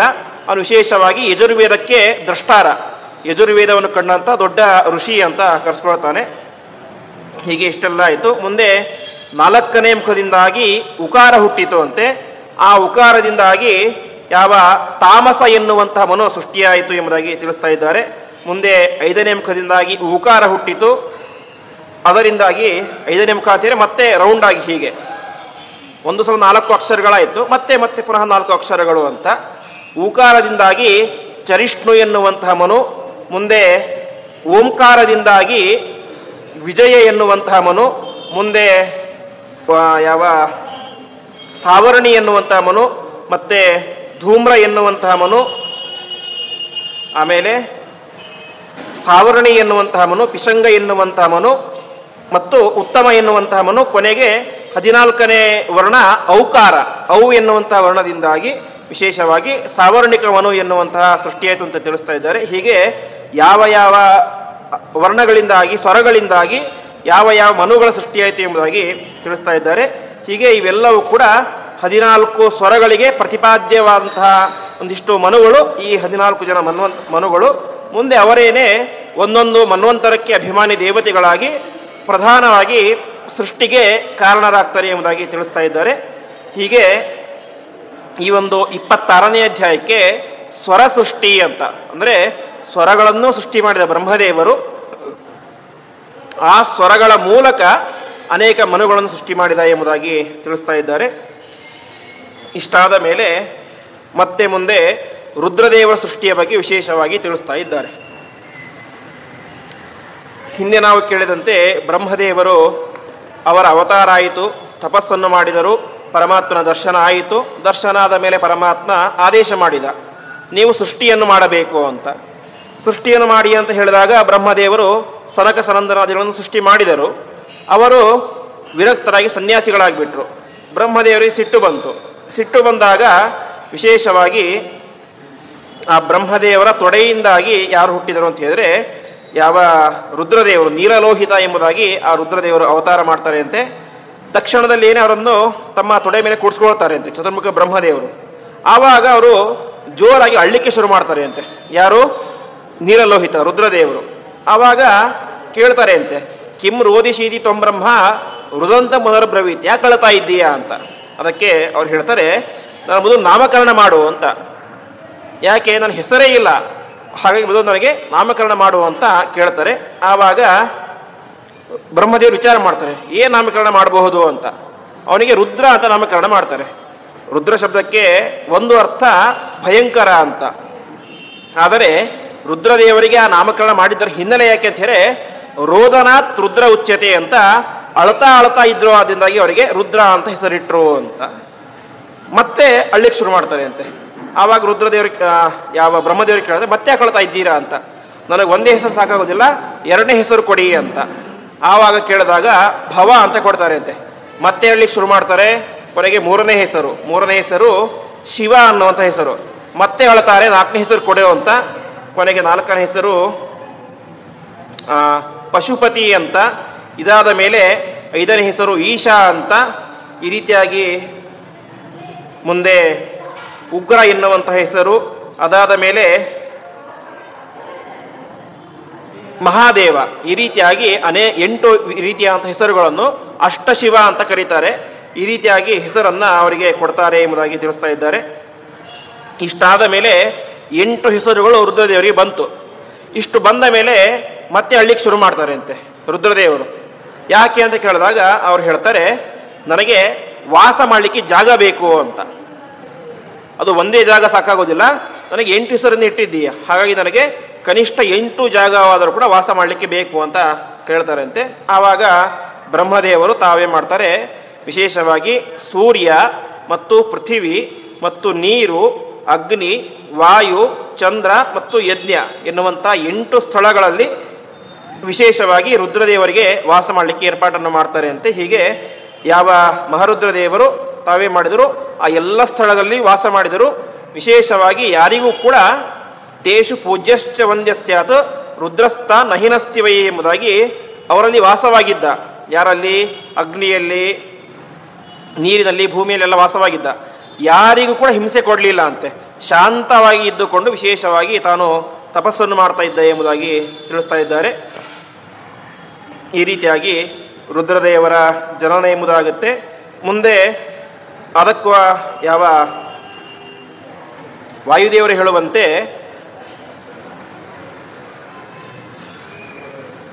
ನೀರಿನಲ್ಲಿ ರುದ್ರದೇವರ ವಿಶೇಷವಾದ ಸನ್ನಿಧಾನ ಇರುತ್ತೆ. ಹಿಂದೆ ಹೇಳಿದಂತೆ ನೀರಿನಲ್ಲಿ ರುದ್ರದೇವರು ವಾಸವಾಗಿರ್ತಾರೆ. ಹಾಗಾಗಿ ಏನು ಮಾಡಬೇಕು ಅಂತ ಹೇಳಿದರೆ, ಮೈಥುನಂ ನೈವ ಸೇವೇತ ಶಿರಸ್ನಾಂ ಚ ವರ್ಜಯೇತ್ ನ ಪ್ರೀತಃ ಪರಿಚಕ್ಷೀತ ವಹನ್ನ ಸಂಸ್ಥಿತೋಪಿವ ಮೇಧ್ಯಾಮೇಧ ಶರೀರತ್ವಾತ್ ನೈವ ದುಷ್ಯಂತ್ಯಪ ಕ್ವಚಿತ್ ಎಂಬುದಾಗಿ ರುದ್ರದೇವರ ವಿಶೇಷವಾದ ಸನ್ನಿಧಾನ ನೀರಿನಲ್ಲಿ ಇರುತ್ತೆ. ಹಾಗೂ ಅನೇಕ ದೇವತೆಗಳ ಸನ್ನಿಧಾನ ಇರುತ್ತೆ. ಹಾಗಾಗಿ ನೀರಿಗೆ ಎಂದೂ ಕೂಡ ನಾವು ಅಪಚಾರವನ್ನು ಮಾಡಬಾರದು ಅಂತ. ಸರೋವರಗಳಾಗಲಿ ಅಥವಾ ನದಿಗಳಾಗಲಿ ಯಾವುದೇ ಒಂದು ಪುಣ್ಯಕ್ಷೇತ್ರಗಳ ಒಂದು ತೀರ್ಥಗಳಾಗಲಿ ಅಲ್ಲಿ ಯಾವತ್ತೂ ಕೂಡ ನಗ್ನವಾಗಿ ಸ್ನಾನ ಮಾಡಬಾರದು ಅಂತ. ನಗ್ನ ಸ್ನಾನವನ್ನು ನಮ್ಮ ಮನೆಯಲ್ಲೂ ಮಾಡಬಾರದು, ಅದರಲ್ಲೂ ವಿಶೇಷವಾಗಿ ಯಾಕೆಂದರೆ ದಿಗಭಿಮಾನಿ ದೇವತೆಗಳು ಅಂತ ಇರ್ತಾರೆ. ನಾವು ಒಂದು ವೇಳೆ ನಗ್ನರಾಗಿ ಸ್ನಾನವನ್ನು ಮಾಡಿದರೆ ಅದು ಆ ದಿಗಭಿಮಾನಿ ದೇವತೆಗಳಿಗೆ ಅಪಮಾನ ಮಾಡಿದಂಥ ರೀತಿಯಾಗುತ್ತೆ. ಅದೇ ರೀತಿ ನದಿಯಲ್ಲೂ ಕೂಡ ಆ ರೀತಿಯಾಗಿ ಮಾಡಬಾರದು. ಅದಾದ ಮೇಲೆ ಉಗುಳುವುದು.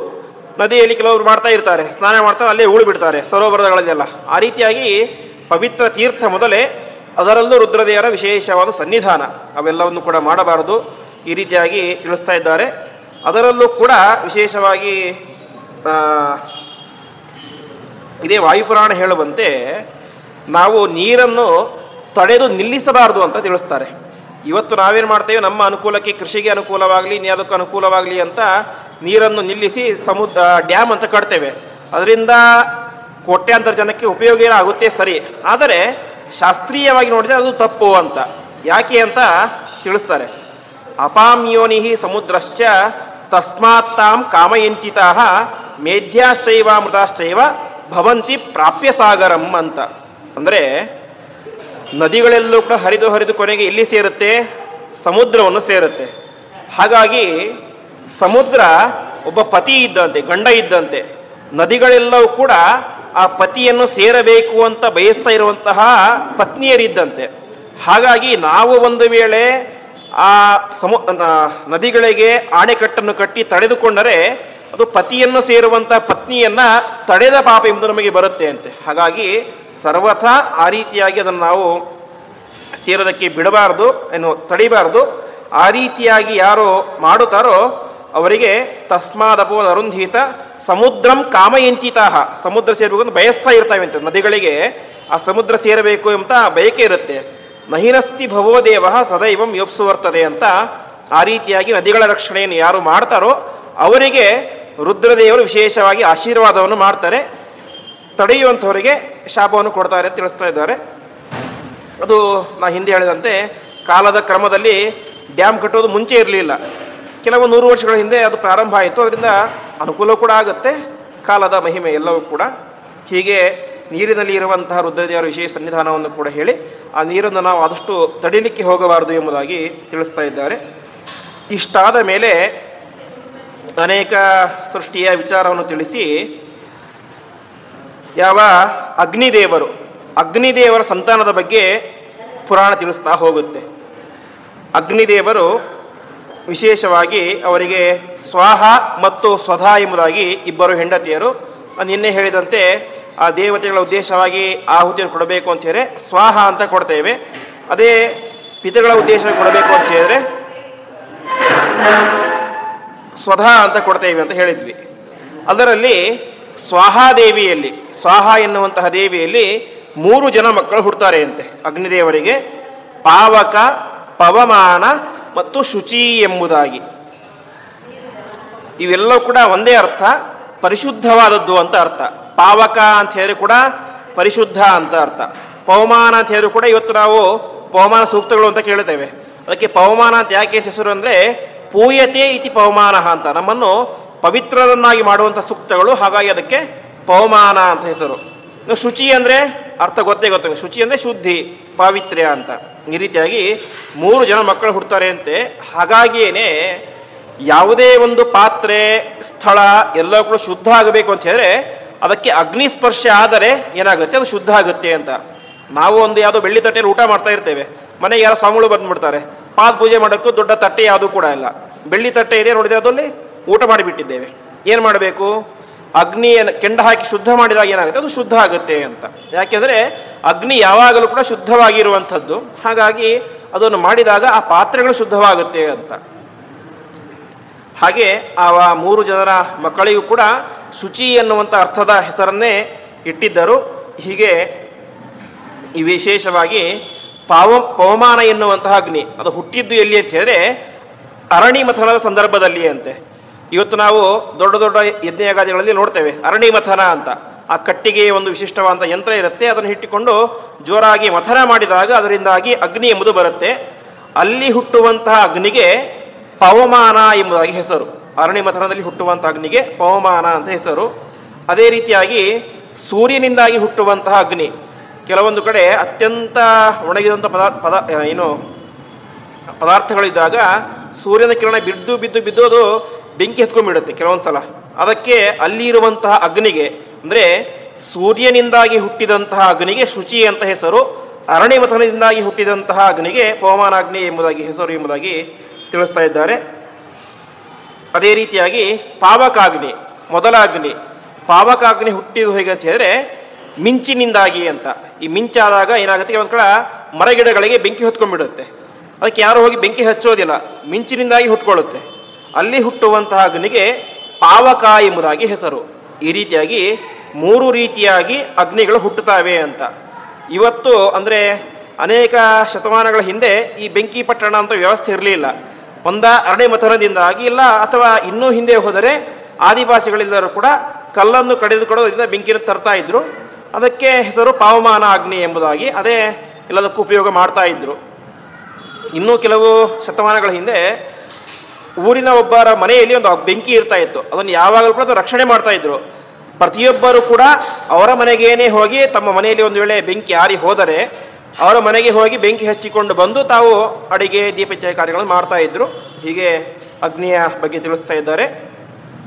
ಅದರಲ್ಲಿ ಪವಮಾನ ಎನ್ನುವಂಥ ಅಗ್ನಿ ಏನಿದ್ದಾನೆ, ಆ ಪವಮಾನ ಅಗ್ನಿಯ ಮಗನಿಗೆ ಕವ್ಯವಾಹನ ಅಂತ ಹೆಸರು. ಕವ್ಯವಾಹನ.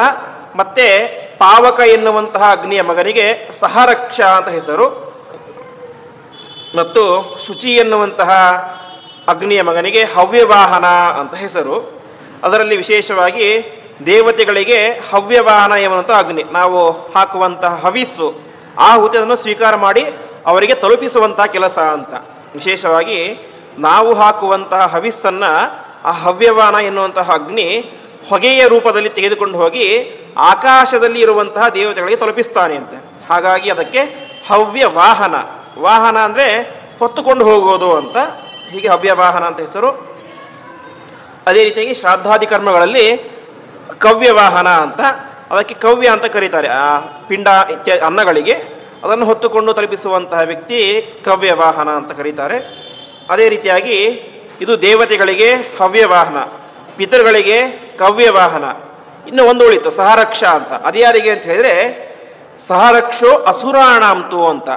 ದೈತ್ಯರಿಗೆ, ಅಸುರರಿಗೆ ಸಹರಕ್ಷ ಎನ್ನುವಂತಹ ಅಗ್ನಿ. ಅಂದರೆ ಅನೇಕ ಜನ ವಾಮಾಚಾರ ಇತ್ಯಾದಿಗಳನ್ನು ಮಾಡ್ತಾರೆ, ಬ್ಲ್ಯಾಕ್ ಮ್ಯಾಜಿಕ್ ಇತ್ಯಾದಿ. ಅಲ್ಲಿ ಅವರು ಮಾಡುವಂತಹ ಅಗ್ನಿ ಅದು ಸಹರಕ್ಷ ಎನ್ನುವಂತಹ ಅಗ್ನಿ ಎಂಬುದಾಗಿ ಕರೆಸ್ಕೊಳ್ತಾರೆ. ಹೀಗೆ ಮೂರು ಅಗ್ನಿಗಳು ಕೂಡ ಅವರವರ ಕರ್ಮಗಳಿಗೆ ಅದೇನಾಗುತ್ತೆ, ಸಹಕಾರಿಯಾಗುತ್ತೆ. ಶ್ರಾದ್ದಾದಿಗಳನ್ನು ಮಾಡುವಂಥವರಿಗೆ ಕವ್ಯವಾಹನ, ಯಜ್ಞಯಾಗಾದಿಗಳನ್ನು ಮಾಡುವಂಥವರಿಗೆ ಹವ್ಯವಾಹನ, ಇತರೆ ಕಾರ್ಯಗಳನ್ನು ಮಾಡುವಂಥವರಿಗೆ ಸಹರಕ್ಷ ಎನ್ನುವಂಥ ಅಗ್ನಿ ಎಂಬುದು ಸಹಾಯಕವಾಗುತ್ತೆ ಎಂಬುದಾಗಿ ತಿಳಿಸ್ತಾ ಇದ್ದಾರೆ. ಮತ್ತೆ ಮುಂದೆ ಈ ಅಗ್ನಿಗಳಿಗೆ ಅನೇಕ ರೀತಿಯಾದ ಮಕ್ಕಳು ಹುಟ್ಟಿದರು ಅಂತ, ಅವರೆಲ್ಲರೂ ಕೂಡ ಜಗತ್ತಿಗೆ ಒಂದೊಂದು ರೀತಿಯಲ್ಲಿ ಉಪಕಾರವನ್ನು ಮಾಡುವಂಥ ಅಗ್ನಿಗಳಾದರು ಎಂಬುದಾಗಿ ತಿಳಿಸ್ತಾ ಇದ್ದಾರೆ ಎಂಬುದಾಗಿ ಹೇಳಿ, ಹೀಗೆ ಆ 49 ಜನ ಅಗ್ನಿಗಳ ಕಥೆಯನ್ನು ತಿಳಿಸಿ ಸಂಕ್ಷಿಪ್ತವಾಗಿ ಮುಂದೆ ದಕ್ಷ ಪ್ರಜಾಪತಿ ಕಥೆಯನ್ನು ತಿಳಿಸ್ತಾ ಹೋಗ್ತಾರೆ. ನಾವು ಭಾಗವತದಲ್ಲಿ ಕೇಳುವಂತಹ ದಕ್ಷ ಪ್ರಜಾಪತಿ ಚರಿತ್ರೆಗೂ ಮತ್ತು ಇಲ್ಲಿ ಬರುವಂಥ ದಕ್ಷ ಪ್ರಜಾಪತಿ ಚರಿತ್ರೆಗೂ ಸ್ವಲ್ಪ ವ್ಯತ್ಯಾಸ, ತುಂಬ ವ್ಯತ್ಯಾಸ ಇಲ್ಲ. ಅದು ಕೂಡ ಅಷ್ಟೇ ಹೇಳಿದಂತೆ ಪ್ರಗಸ ಎನ್ನುವಂಥ ಶೈಲಿ, ಅದಕ್ಕೆ ವಿರುದ್ಧವಾಗಿ ಏನು ಹೇಳಿಲ್ಲ ಇದರಲ್ಲಿ, ಕೆಲವು ಅಂಶಗಳನ್ನು ಬಿಟ್ಟಿದ್ದಾರೆ ಅಷ್ಟೇ. ಅದನ್ನು ನಾವು ಭಾಗವತ ಪುರಾಣದಿಂದಾಗಿ ಅರ್ಥ ಮಾಡಿಕೊಳ್ಳಬೇಕು. ಎಲ್ಲ ಋಷಿಗಳು ಕೂಡ ವಾಯುದೇವರ ಹತ್ರ ಪ್ರಶ್ನೆ ಮಾಡ್ತಾರೆ. ದಕ್ಷ ಪ್ರಜಾಪತಿ ಎನ್ನುವಂಥ ಪ್ರಜೇಶ್ವರ ಇದ್ದ, ಅದರ ಬಗ್ಗೆ ನೀವು ಹಿಂದೆ ತಿಳಿಸಿದ್ರಿ, ಅವನಿಗೆ 8 ಜನ ಮಕ್ಕಳಿದ್ದಾರೆ ಅಂತ, ಅದನ್ನೆಲ್ಲ ಕೇಳಿದ್ವಿ. ಆದರೆ ಇನ್ನೊಂದು ನಾವು ಕಥೆಯನ್ನು ಕೇಳಿದ್ದೇವೆ, ದಕ್ಷ ಪ್ರಜಾಪತಿಗೂ ಮತ್ತು ರುದ್ರದೇವರಿಗೂ ಒಂದು ಜಗಳ ಆಯಿತು ಅಂತ. ಆ ಜಗಳ ಏನು ಅಂತ ಕೇಳ್ತಾರೆ, ಅದನ್ನು ಸಂಕ್ಷಿಪ್ತವಾಗಿ ನೋಡೋಣ. ಒಂದು ದಿವಸ ದಕ್ಷ ಪ್ರಜಾಪತಿ ತನ್ನ ಮನೆಯಲ್ಲಿ ದೊಡ್ಡ ಯಾಗವನ್ನು ಮಾಡ್ತಾ ಇರ್ತಾನೆ. ಆ ಯಾಗಕ್ಕೆ ಎಲ್ಲರನ್ನು ಕೂಡ ಕರೆಸಿರ್ತಾನೆ, ಆದರೆ ಸತೀದೇವಿಯನ್ನು ಮಾತ್ರ ಕರೆಸಿರೋದಿಲ್ಲ. ಕತೆ ಶುರುವಾಗೋದೇ ಹೀಗೆ. ಅದೇ ಭಾಗವತದಲ್ಲಿ ನಾವು ನೋಡಿದಾಗ ಏನು ಶುರುವಾಗುತ್ತೆ, ಒಂದು ದಿವಸ ದೊಡ್ಡ ಸಭೆ ಆಗ್ತಾ ಇರುತ್ತೆ. ಅಲ್ಲಿ ಬ್ರಹ್ಮದೇವರು ಎಲ್ಲರೂ ಕೂಡ ಕೂತ್ಕೊಂಡಿರ್ತಾರೆ, ರುದ್ರದೇವರು ಎಲ್ಲರೂ ಕೂಡ ಬ್ರಹ್ಮದೇವರ ಪಕ್ಕದಲ್ಲೇನೆ ರುದ್ರದೇವರು ಇರ್ತಾರೆ. ಆವಾಗ ಆ ಸಭೆಗೆ ದಕ್ಷ ಪ್ರಜಾಪತಿಗಳು ಬರ್ತಾರೆ. ಬಂದಾಗ ಎಲ್ಲರೂ ಕೂಡ ಎದ್ದು ಗೌರವವನ್ನು ಸೂಚನೆ ಮಾಡ್ತಾರೆ, ಆದರೆ ಬ್ರಹ್ಮದೇವರು ಮತ್ತು ರುದ್ರದೇವರು ಮಾತ್ರ ಸೂಚನೆ ಮಾಡೋದಿಲ್ಲ. ಬ್ರಹ್ಮದೇವರು ದೊಡ್ಡವರು, ಗೌರವ ಕೊಡುವಂಥ ಅನಿವಾರ್ಯತೆ ಇಲ್ಲ. ಆದರೆ ರುದ್ರದೇವರು ಅಳಿಯ ಮಾವನಿಗೆ ಗೌರವ ಕೊಡಬೇಕು, ಅದು ಲೋಕದ ನಿಯಮ. ಆದರೆ ಕೊಡಲಿಲ್ಲ ರುದ್ರದೇವರು. ಹಾಗಾಗಿ ಅವರಿಗೆ ಬಾಯಿಗೆ ಬಂದ ರೀತಿಯಾಗಿ ಬೈದರು. ಕೊನೆಗೆ ಅಲ್ಲಿ ಶಾಪ ಪ್ರತಿಶಾಪಗಳ ದೊಡ್ಡ ವಿವಾದವೇ ನಡೆದು ಹೋಯಿತು. ಮುಂದೆ ಮತ್ತೆ ಏನು ಮಾಡಿದ ದಕ್ಷ ಪ್ರಜಾಪತಿ, ರುದ್ರದೇವರಿಗೆ ಯಜ್ಞದಲ್ಲಿ ಆಹುತಿಯನ್ನು ಹಾಕಬಾರ್ದು, ಅದು ನಾನೇ ಶುರು ಮಾಡಬೇಕು ಅಂತ. ಯಾಕೆಂದರೆ ಅವನೇನೋ ಶಾಪ ಕೊಟ್ಬಿಟ್ಟ ಸರಿ, ಆದರೆ ಯಾರೂ ಕೂಡ ಅದನ್ನು ಅನುಸಂಧಾನ ಮಾಡಲಿಲ್ಲ. ಯಾಕೆ? ರುದ್ರದೇವರ ಮೇಲಿನ ಹೆದರಿಕೆ. ನಾವು ಒಂದು ವೇಳೆ ರುದ್ರದೇವರಿಗೆ ಆಹುತಿಯನ್ನು ಕೊಡದೇ ಹೋದರೆ ರುದ್ರದೇವರು ಏನು ಮಾಡ್ತಾರೆ, ನಮಗೆ ಶಾಪ ಕೊಡ್ತಾರೆ ಅಂತ. ಇದನ್ನು ನೋಡಿ ದಕ್ಷ ಪ್ರಜಾಪತಿಗಳು ತೀರ್ಮಾನ ಮಾಡ್ತಾರೆ, ನಾನು ಕೇವಲ ಮಾತು ಹೇಳಿದರೆ ಸಾಕಾಗೋದಿಲ್ಲ, ಅದನ್ನು ನಾನು ಅನುಷ್ಠಾನಕ್ಕೆ ಕೂಡ ನಾನೇ ತರಬೇಕು ಅಂತ. ಹಾಗಾಗಿ ತಾವೇ ಒಂದು ಯಾಗವನ್ನು ಮಾಡ್ತಾರೆ. ತಾವೇ ಯಾವೊಂದು ಯಾಗವನ್ನು ಮಾಡಿ ಅದಕ್ಕೇನು ಮಾಡೋದಿಲ್ಲ, ರುದ್ರದೇವರಿಗೆ ಆಹುತಿಯನ್ನು ಕೊಡೋದಿಲ್ಲ. ಇಷ್ಟು ಭಾಗವತದಲ್ಲಿ ಬರುವಂತಹ ಕತೆ. ಇದು ಅಲ್ಲಿಂದ ಮುಂದುವರಿಯುತ್ತೆ. ದೊಡ್ಡ ಕಾರ್ಯಕ್ರಮವನ್ನು ಮಾಡ್ತಾರೆ. ಆವಾಗ 7 ಜನ ಹೆಣ್ಮಕ್ಳನ್ನು ಕರೀತಾರೆ, ಒಬ್ಬಳನ್ನು ಮಾತ್ರ ಕರೆಯೋದಿಲ್ಲ. ಯಾರು? ಸತೀದೇವಿ. ವಾಸ್ತವಿಕವಾಗಿ ಅವಳೇ ದೊಡ್ಡ ಮಗಳು, ಎಲ್ಲ ಕಾರ್ಯಗಳನ್ನು ಕೂಡ ತಾಯಿ ಮುಂದೆ ನಿಂತು ಮಾಡಿಸಬೇಕು. ಆದರೆ ಅವಳನ್ನೇ ಕರೆಯಲಿಲ್ಲ. ಆವಾಗ ಸತೀದೇವಿಗೆ ವಿಚಾರ ಗೊತ್ತಾಗುತ್ತೆ ಅಂತೆ, ನನ್ನ ಎಲ್ಲ ಸಹೋದರಿಯರು ಕೂಡ ನನ್ನ ತಂದೆಯ ಮನೆಗೆ ಕಾರ್ಯಕ್ರಮಕ್ಕೆ ಅಂತ ಹೋಗಿದ್ದಾರೆ, ನಾನು ಮಾತ್ರ ಹೋಗಿಲ್ಲ. ನಾನೇ ದೊಡ್ಡವಳು, ನಾನೇ ಮುಂದೆ ನಿಂತು ಎಲ್ಲವನ್ನು ಕೂಡ ಮಾಡಬೇಕು, ಆದರೆ ನನಗೆ ಆಹ್ವಾನ ಬಂದಿಲ್ಲ ಅಂತ ತುಂಬ ಬೇಸರ ಆಗುತ್ತೆ. ಆವಾಗ ಈ ಮಾತನ್ನು ತನ್ನ ಗಂಡನ ಹತ್ರ ಹೇಳ್ತಾಳೆ, ನಾವಿಬ್ಬರು ಕೂಡ ಅಲ್ಲಿ ಹೋಗೋಣ ಅಂತ. ಭಾಗವತದಲ್ಲಿ ಎಲ್ಲ ಬರುತ್ತೆ, ಕರೆಯದೇ ಹೋಗೋದು ಸರಿಯಿಲ್ಲ ಅಂತ ರುದ್ರದೇವರು ಹೇಳ್ತಾರೆ. ಕರೆಯದೇ ಇದ್ದರೂ ಕೂಡ ಗುರುಗಳ ಮನೆಗೆ, ನಮಗೆ ದೇಹವನ್ನು ಕೊಟ್ಟಂಥ ತಂದೆ ತಾಯಿಗಳ ಮನೆಗೆ ಅವಶ್ಯವಾಗಿ ಹೋಗ್ಬೋದು ಅಂತ.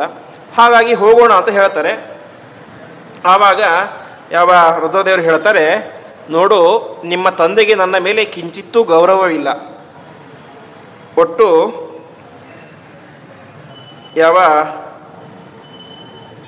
8 ಜನ ಅಳಿಯೇಂದ್ರು ಅಂತ ಕೇಳಿದ್ವಿ. ಅದರಲ್ಲಿ ಉಳಿದ 7 ಜನ ಅಂದರೆ ಅವರ್ಯಾವ ಸಾಮಾನ್ಯರಲ್ಲ. ವಸಿಷ್ಠರು, ಅತ್ರಿಗಳು, ಪುಲಹರು, ಅಂಗೀರಸರು, ಕ್ರತು ಋಷಿಗಳು, ಭೃಗು ಋಷಿಗಳು, ಮರೀಚರು. ಈ 7 ಜನ ಋಷಿಗಳಿಗೆ ನಿನ್ನ ತಂದೆ ಭಾರೀ ಗೌರವ ಕೊಡ್ತಾನೆ. ನಾನು ರುದ್ರದೇವರು ವಾಸ್ತವಿಕವಾಗಿ ತಾರತಮ್ಯದಲ್ಲಿ ಇವರೆಲ್ಲರಿಗಿಂತಲೂ ಕೂಡ ದೊಡ್ಡವನು. ನನಗಿಂತ ಕೆಳಗಡೆ ಇರುವಂಥ ಋಷಿಗಳಿಗೆ ಅಷ್ಟು ಗೌರವ ಕೊಡ್ತಾನೆ, ನನಗೆ ಮಾತ್ರ ಅವಮಾನ ಮಾಡ್ತಾನೆ. ಹಾಗಾಗಿ ನಾನು ಅಲ್ಲಿಗೆ ಬಂದರೆ ನನಗೂ ಅವಮಾನ ಆಗುತ್ತೆ, ಅದರಿಂದ ನಿನ್ನ ಮನಸ್ಸಿಗೆ ಇನ್ನಷ್ಟು ಬೇಸರ ಆಗುತ್ತೆ. ಹಾಗಾಗಿ ಅಲ್ಲಿಗೆ ಹೋಗೋದು ಬೇಡ ಅಂತ ತಿಳಿಸ್ತಾನೆ. ಎಷ್ಟು ಹೇಳಿದರೂ ಕೂಡ ಸತೀದೇವಿ ಕೇಳೋದಿಲ್ಲ, ನೇರವಾಗಿ ಅಲ್ಲಿಗೆ ಹೋಗ್ತಾಳೆ. ಅಲ್ಲಿಗೆ ಹೋದಾಗ ಅನೇಕ ರೀತಿಯಾದಂತಹ ವಾದ ವಿವಾದ ಆಗುತ್ತೆ ಯಾವ ದಕ್ಷ ಪ್ರಜಾಪತಿಗೂ ಮತ್ತು ಸತೀದೇವಿಗೂ. ಆವಾಗ ಸತೀದೇವಿ ಕೊನೆಗೆ ತನ್ನ ತುಂಬ ಬೇಸರದಿಂದಾಗಿ ಯೋಗಾಗ್ನಿ ಅಂತ ಹೇಳಿದ್ರೆ ನಾವು ಹಿಂದೆ ಕೇಳಿದಂತಹ ಪಾಶುಪತ ಎನ್ನುವಂಥ ಯೋಗ, ಸ್ವತಃ ತನ್ನ ಗಂಡನೇ ಜಗತ್ತಿಗೆ ಉಪದೇಶ ಮಾಡಿದಂತಹ ಆ ಪಾಶುಪತ ಯೋಗವನ್ನು ಈ ಸತೀದೇವಿ ತನ್ನ ಜೀವನದಲ್ಲಿ ಸಂಪೂರ್ಣವಾಗಿ ಅನುಸಂಧಾನ ಮಾಡಿಕೊಂಡು ಅದರ ಪ್ರಭಾವದಿಂದಾಗಿ ತನ್ನ ದೇಹದಿಂದಾಗಿ ಒಂದು ಅಗ್ನಿಯನ್ನು ಸೃಷ್ಟಿ ಮಾಡಿ ಅದರಲ್ಲಿ ತನ್ನ ದೇಹವನ್ನು ತ್ಯಾಗ ಮಾಡ್ತಾಳೆ. ಇದು ಯೋಗ ಶಕ್ತಿಯ ಪ್ರಭಾವ. ಹಾಗಾಗಿ ಇದು ಆತ್ಮಹತ್ಯೆ ಅಂತ ಕರೆಸ್ಕೊಳ್ಳೋದಿಲ್ಲ, ಇದರಿಂದ ಪಾಪ ಬರೋದಿಲ್ಲ, ಹೊರತು ಪುಣ್ಯವೇ ಬರುತ್ತೆ ಎಂಬುದಾಗಿ ತಿಳಿಸ್ತಾ ಇದ್ದಾರೆ. ಈ ರೀತಿಯಾಗಿ ಆಗುತ್ತೆ. ಇಷ್ಟಾದ ಮೇಲೆ ಈ ವಿಚಾರ ಯಾರಿಗೆ ಗೊತ್ತಾಗುತ್ತೆ? ಅಲ್ಲಿ ಯಾವ ಮಹರುದ್ರ ದೇವರಿಗೆ ಗೊತ್ತಾಗುತ್ತೆ. ತಕ್ಷಣದಲ್ಲಿ ಏನೇ ಮಹರುದ್ರ ದೇವರು ತಮ್ಮ ಭಾಗವತದಲ್ಲಿ ಕೇಳುವಂತೆ ಜಟೆಯಿಂದಾಗಿ ಸೃಷ್ಟಿ ಮಾಡಿದರು ಯಾರನ್ನ? ವೀರಭದ್ರನಂತ. ಆದರೆ ಇಲ್ಲಿ ಹೇಳ್ತಾರೆ ಮುಖದಿಂದಾಗಿ ಅಂತ. ಸಾಮಾನ್ಯವಾಗಿ ಸಂಸ್ಕೃತದಲ್ಲಿ ಮುಖ ಶಬ್ದಕ್ಕೆ ಕೇವಲ ಮುಖ ಅಂತ ಇಷ್ಟು ಅರ್ಥವೂ ಕೂಡ ಇದೆ. ಮುಖ ಅಂದರೆ ಸಂಪೂರ್ಣ ತಲೆಗೂ ಕೂಡ ಮುಖ ಅಂತ ಅರ್ಥ ಇದೆ. ಹಾಗಾಗಿ ಮುಖ ಅಂತೇನೆ ಜಟೆಯಿಂದನೇ ಸೃಷ್ಟಿ ಮಾಡಿದರು ಅಂತ, ಮುಖದ ಒಂದು ಭಾಗದಿಂದಾಗಿ ಸೃಷ್ಟಿ ಮಾಡಿದರು ಅಂತ ಅರ್ಥ. ಆ ಸೃಷ್ಟಿಯಾಗುತ್ತೆ. ಆ ಸೃಷ್ಟಿಯಾದಂತಹ ಯಾವ ವಿಶೇಷವಾದಂತಹ ವೀರಭದ್ರ ಅಲ್ಲಿಗೆ ಹೋಗಿ ಅನೇಕ ರೀತಿಯಾದಂತಹ ಧ್ವಂಸಗಳನ್ನು ಮಾಡ್ತಾನೆ. ಇದರಲ್ಲಿ ವಾಯುಪುರಾಣದಲ್ಲಿ ಹೇಳುವಂಥ ಇನ್ನೊಂದು ಹೊಸ ವಿಚಾರ ಏನಂತ ಹೇಳಿದ್ರೆ, ಪ್ರಾರಂಭದಲ್ಲಿ ಅಂದರೆ ಇನ್ನೂ ವೀರಭದ್ರ ದೇವರು ಬಂದಿರೋದಿಲ್ಲ, ರುದ್ರದೇವರಿಗೆ ಇವರು ಆಹುತಿ ಕೊಡೋದಿಲ್ಲ. ಆವಾಗ ಅಲ್ಲಿ ಇದ್ದಂತಹ ಯಾವ ಋಷಿಮುನಿಗಳು ಕೂಡ ಅದಕ್ಕೆ ಚಕಾರ ಎತ್ತೋದಿಲ್ಲ, ಸುಮ್ಮನೆ ಎದ್ಬಿಡ್ತಾರೆ. ಯಾಕೆ? ದಕ್ಷ ಪ್ರಜಾಪತಿ ದೊಡ್ಡ ವ್ಯಕ್ತಿ, ನಾವೇ ಮಾತಾಡ್ಲಿಕ್ಕೆ ಆಗೋದಿಲ್ಲ ಅಂತ. ಆದರೆ ಅಲ್ಲಿ ಇದ್ದಂಥ ಒಬ್ಬರು ಎದುರು ಮಾತಾಡ್ತಾರೆ ಅಂತೆ, ಅವರೇ ಭೃಗು ಋಷಿಗಳು ಅಂತ. ಭೃಗು ಋಷಿಗಳು ಹೇಳ್ತಾರೆ, ದಕ್ಷ ಪ್ರಜಾಪತಿ ನೀನು ಮಾಡ್ತಾ ಇರೋ ಸರಿಯಲ್ಲ. ಯಾಕೆಂದರೆ ಮಹರುದ್ರ ದೇವರು ವೈಷ್ಣವೋತ್ತಮರು, ದೊಡ್ಡ ದೇವತೆಗಳು, ಅಂತಹ ರುದ್ರದೇವರಿಗೆ ನೀನು ಆಹುತಿ ಕೊಡದೇ ಇರೋದು ಸರಿಯಲ್ಲ ಅಂತ ಅವರು ವಿರೋಧ ಮಾಡ್ತಾರೆ ಅಂತೆ. ಅವರಷ್ಟು ವಿರೋಧ ಮಾಡಿದರೂ ಕೂಡ ದಕ್ಷ ಪ್ರಜಾಪತಿ ಕೇಳೋದಿಲ್ಲ. ತಕ್ಷಣದಲ್ಲಿ ಏನೇ ಭೃಗು ಋಷಿಗಳು ಶಾಪವನ್ನು ಕೊಡ್ತಾರೆ ಅಂತೆ, ನಿನ್ನ ಯಜ್ಞ ಪರಿಪೂರ್ಣ ಆಗದೇ ಹೋಗಲಿ ಅಂತ ಶಾಪ ಕೊಟ್ಟುಬಿಡ್ತಾರೆ ಅಂತೆ. ಈ ಹೊಸ ವಿಚಾರ ವಾಯುಪುರಾಣದಲ್ಲಿ ಬರುತ್ತೆ. ಹೀಗೆ ಇಷ್ಟೆಲ್ಲ ಆಯಿತು. ಸತೀದೇವಿಯ ದೇಹತ್ಯಾಗವೂ ಕೂಡ ಆಯಿತು. ಕೊನೆಗೆ ಸಂಹಾರ ಮಾಡಲಿಕ್ಕೆ ಅಂತ ವೀರಭದ್ರ ದೇವರು ಪ್ರಯತ್ನ ಮಾಡ್ತಾರೆ, ಆಗೋದಿಲ್ಲ. ಕೊನೆಗೆ ರುದ್ರದೇವರೇ ಬರ್ತಾರೆ, ಅವರ ಕೈಯಲ್ಲೂ ಆಗೋದಿಲ್ಲ. ಯಾಕೆಂದರೆ ಮಾಡ್ತಾ ಇರೋದು ಸಿಟ್ಟಿನಿಂದಾಗಿ. ಕೊನೆಗೆ ಇದು ಕೂಡ ಒಂದು ಪಶು ಬಲಿ, ಯಜ್ಞದಲ್ಲಿ ಪಶು ಬಲಿಯನ್ನು ಕೊಡಬೇಕು. ಈ ದಕ್ಷ ಪ್ರಜಾಪತಿ ಒಬ್ಬ ಪಶುಗಳಂದರೆ ಬುದ್ಧಿ ಇಲ್ಲದೆ ಇರುವುದು ಅಂತ. ಇವನಿಗೆ ಬುದ್ಧಿ ಇದ್ದರೂ ಕೂಡ ಅದು ವ್ಯರ್ಥವಾಗಿದೆ. ಹಾಗಾಗಿ ಇವನು ಕೂಡ ಒಂದು ಪಶುವಿಗೆ ಸಮಾನ ಅಂತ ತಿಳಿದುಕೊಂಡು ಶಿರಸ್ಸನ್ನು ಛೇದ ಮಾಡ್ತಾರೆ. ಕೊನೆಗೆ ದೇವತೆಗಳ ಪ್ರಾರ್ಥನೆಯಂತೆ ಒಂದು ಮೇಕೆಯ ತಲೆ ಅಂತಂದು ಜೋಡಿಸ್ತಾರೆ. ಇಷ್ಟೆಲ್ಲ ಆಗುತ್ತೆ. ಇಷ್ಟೆಲ್ಲ ಆದ ಮೇಲೆ ಅವರು ಒಂದು ಶಾಪವನ್ನು ಕೊಡ್ತಾರೆ ಅಂತ ವಾಯುಪುರಾಣದಲ್ಲಿ ತಿಳಿಸುವಂತೆ ದಕ್ಷ ಪ್ರಜಾಪತಿಗಳಿಗೆ ರುದ್ರದೇವರನ್ನು ಶಾಪವನ್ನು ಕೊಡ್ತಾರೆ, ನೀವು ಒಂದು ಮನುಷ್ಯ ಜನ್ಮದಲ್ಲಿ ಹುಟ್ಟಿ ಅಂತ. ಆ ರೀತಿಯಾಗಿ ಆ ಯಾವ ದಕ್ಷ ಪ್ರಜಾಪತಿಗಳು ಮಾರೀಷೆ ಎನ್ನುವಂತಹ ಕನ್ಯೆಯ ಮಗನಾಗಿ ಹುಡ್ತಾರೆ. ಇದು ಭಾಗವತದಲ್ಲೂ ಬರುತ್ತೆ, ಮಾರೀಷೆಯ ಮಗಳಾಗಿ. ಆ ಮಾರೀಷೆ ವೃಕ್ಷಗಳ ಕನ್ಯೆ, ವೃಕ್ಷಗಳಿಗೆ ಹುಟ್ಟಿದಂಥ ಒಬ್ಬ ಮಗಳು, ಮನುಷ್ಯ ರೂಪ. ಆ ಮನುಷ್ಯ ರೂಪದ ಮಾರೀಷೆ ಎನ್ನುವಂತಹ ದೇವಿಗೆ ಇವರು ಮಗನಾಗಿ ಹುಡ್ತಾರೆ ಎಂಬುದಾಗಿ ತಿಳಿಸ್ತಾ ಇದ್ದಾರೆ. ಹೀಗೆ ಇಷ್ಟೆಲ್ಲ ಆಯಿತು.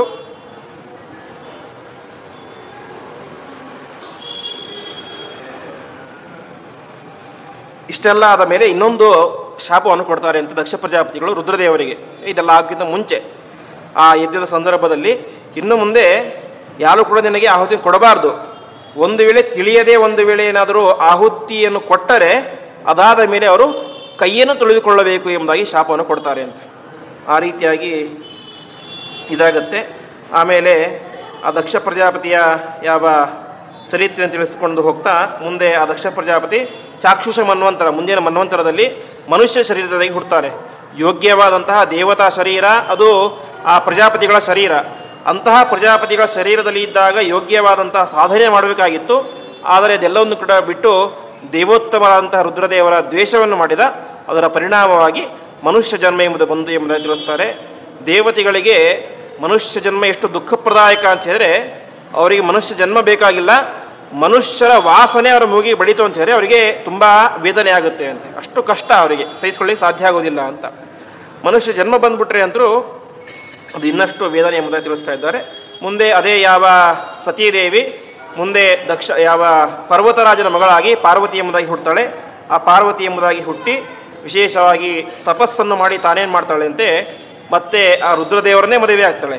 ಹಿಂದಿನ ಜನ್ಮದಲ್ಲಿ ಅವರನ್ನೇ ಮದುವೆ ಆಗಿದ್ದಳು, ಮತ್ತೆ ಮುಂದಿನ ಜನ್ಮದಲ್ಲಿ ತಾನು ತಪಸ್ಸನ್ನು ಮಾಡಿ ವಿಶೇಷವಾಗಿ ಅವಳು ಅವರನ್ನೇ ಮದುವೆ ಆಗ್ತಾಳೆ ಎಂಬುದಾಗಿ ತಿಳಿಸ್ತಾ ಇದ್ದಾರೆ. ಈ ರೀತಿಯಾಗಿ ಆ ಪಾರ್ವತಿ ದೇವಿಯರ ವಿಶೇಷವಾದ ಚರಿತ್ರೆ. ಇಷ್ಟೆಲ್ಲ ಆದ ಮೇಲೆ ಆ ದಕ್ಷ ಪ್ರಜಾಪತಿಗಳು ಮುಂದೆ ಹುಟ್ಟುತ್ತಾರೆ. ಆವಾಗಲೂ ಅವರಿಗೆ ದಕ್ಷ ಪ್ರಜಾಪತಿ ಅಂತೇಳಿ ನಾಮಕರಣ, ಮನುಷ್ಯರಾಗಿ ಹುಟ್ಟಿದಾಗ. ಆವಾಗ ಅವರೇ ಮಾಡ್ತಾರೆ, ತಮ್ಮ ಪಾಪ ಪರಿಹಾರಕ್ಕೋಸ್ಕರ ವಿಶೇಷವಾಗಿ ಗಂಗಾ ನದಿಯ ತೀರದಲ್ಲಿ ಅಶ್ವಮೇಧ ಯಾಗವನ್ನು ಮಾಡ್ತಾರೆ ಅಂತೆ. ಗಂಗಾದ್ವಾರೇ ಶುಭೇ ದೇಶೇ ಋಷಿಸಿದ್ಧ ನಿಷೇವಿತೆ ತತಸ್ತಸ್ಯ ಮಖೇ ದೇವ ಶತಕೃತು ಪುರೋಗಮಾಹ ಅಂತ ಅವರು ಹೋಮವನ್ನು ಮಾಡಬೇಕಾದ್ರೆ ಅನೇಕ ದೇವತೆಗಳೇನೇ ಅಲ್ಲಿ ಬಂದು ವಿಶೇಷವಾಗಿ ತಾವು ಆಹುತಿಯನ್ನು ಸ್ವೀಕಾರ ಮಾಡಿದರು ಎಂಬುದಾಗಿ ತಿಳಿಸ್ತಾ ಇದ್ದಾರೆ. ಅಂತಹ ಅವನ ಯಜ್ಞಕ್ಕೆ ಅಶ್ವಿನಿ ದೇವತೆಗಳು ಮುಂತಾದಂತಹ ಅನೇಕ ರೀತಿಯಂತಹ ಅವರೆಲ್ಲರೂ ಕೂಡ ಬಂದರು ಎಂಬುದಾಗಿ ತಿಳಿಸ್ತಾ ಇದ್ದಾರೆ. ಮುಂದೆ ಅನೇಕ ರೀತಿಯಂಥ ಚರಿತ್ರೆಯನ್ನು ತಿಳಿಸ್ತಾರೆ. ಆ ಉಳಿದ ಚರಿತ್ರೆಯನ್ನು ನಾಳೆಯ ಪ್ರವಚನದಲ್ಲಿ ನೋಡೋಣ ಎಂಬುದಾಗಿ ಹೇಳ್ತಾ ಇಂದಿನ ಪ್ರವಚನವನ್ನು ಶ್ರೀಕೃಷ್ಣಾರ್ಪಣಮಸ್ತು.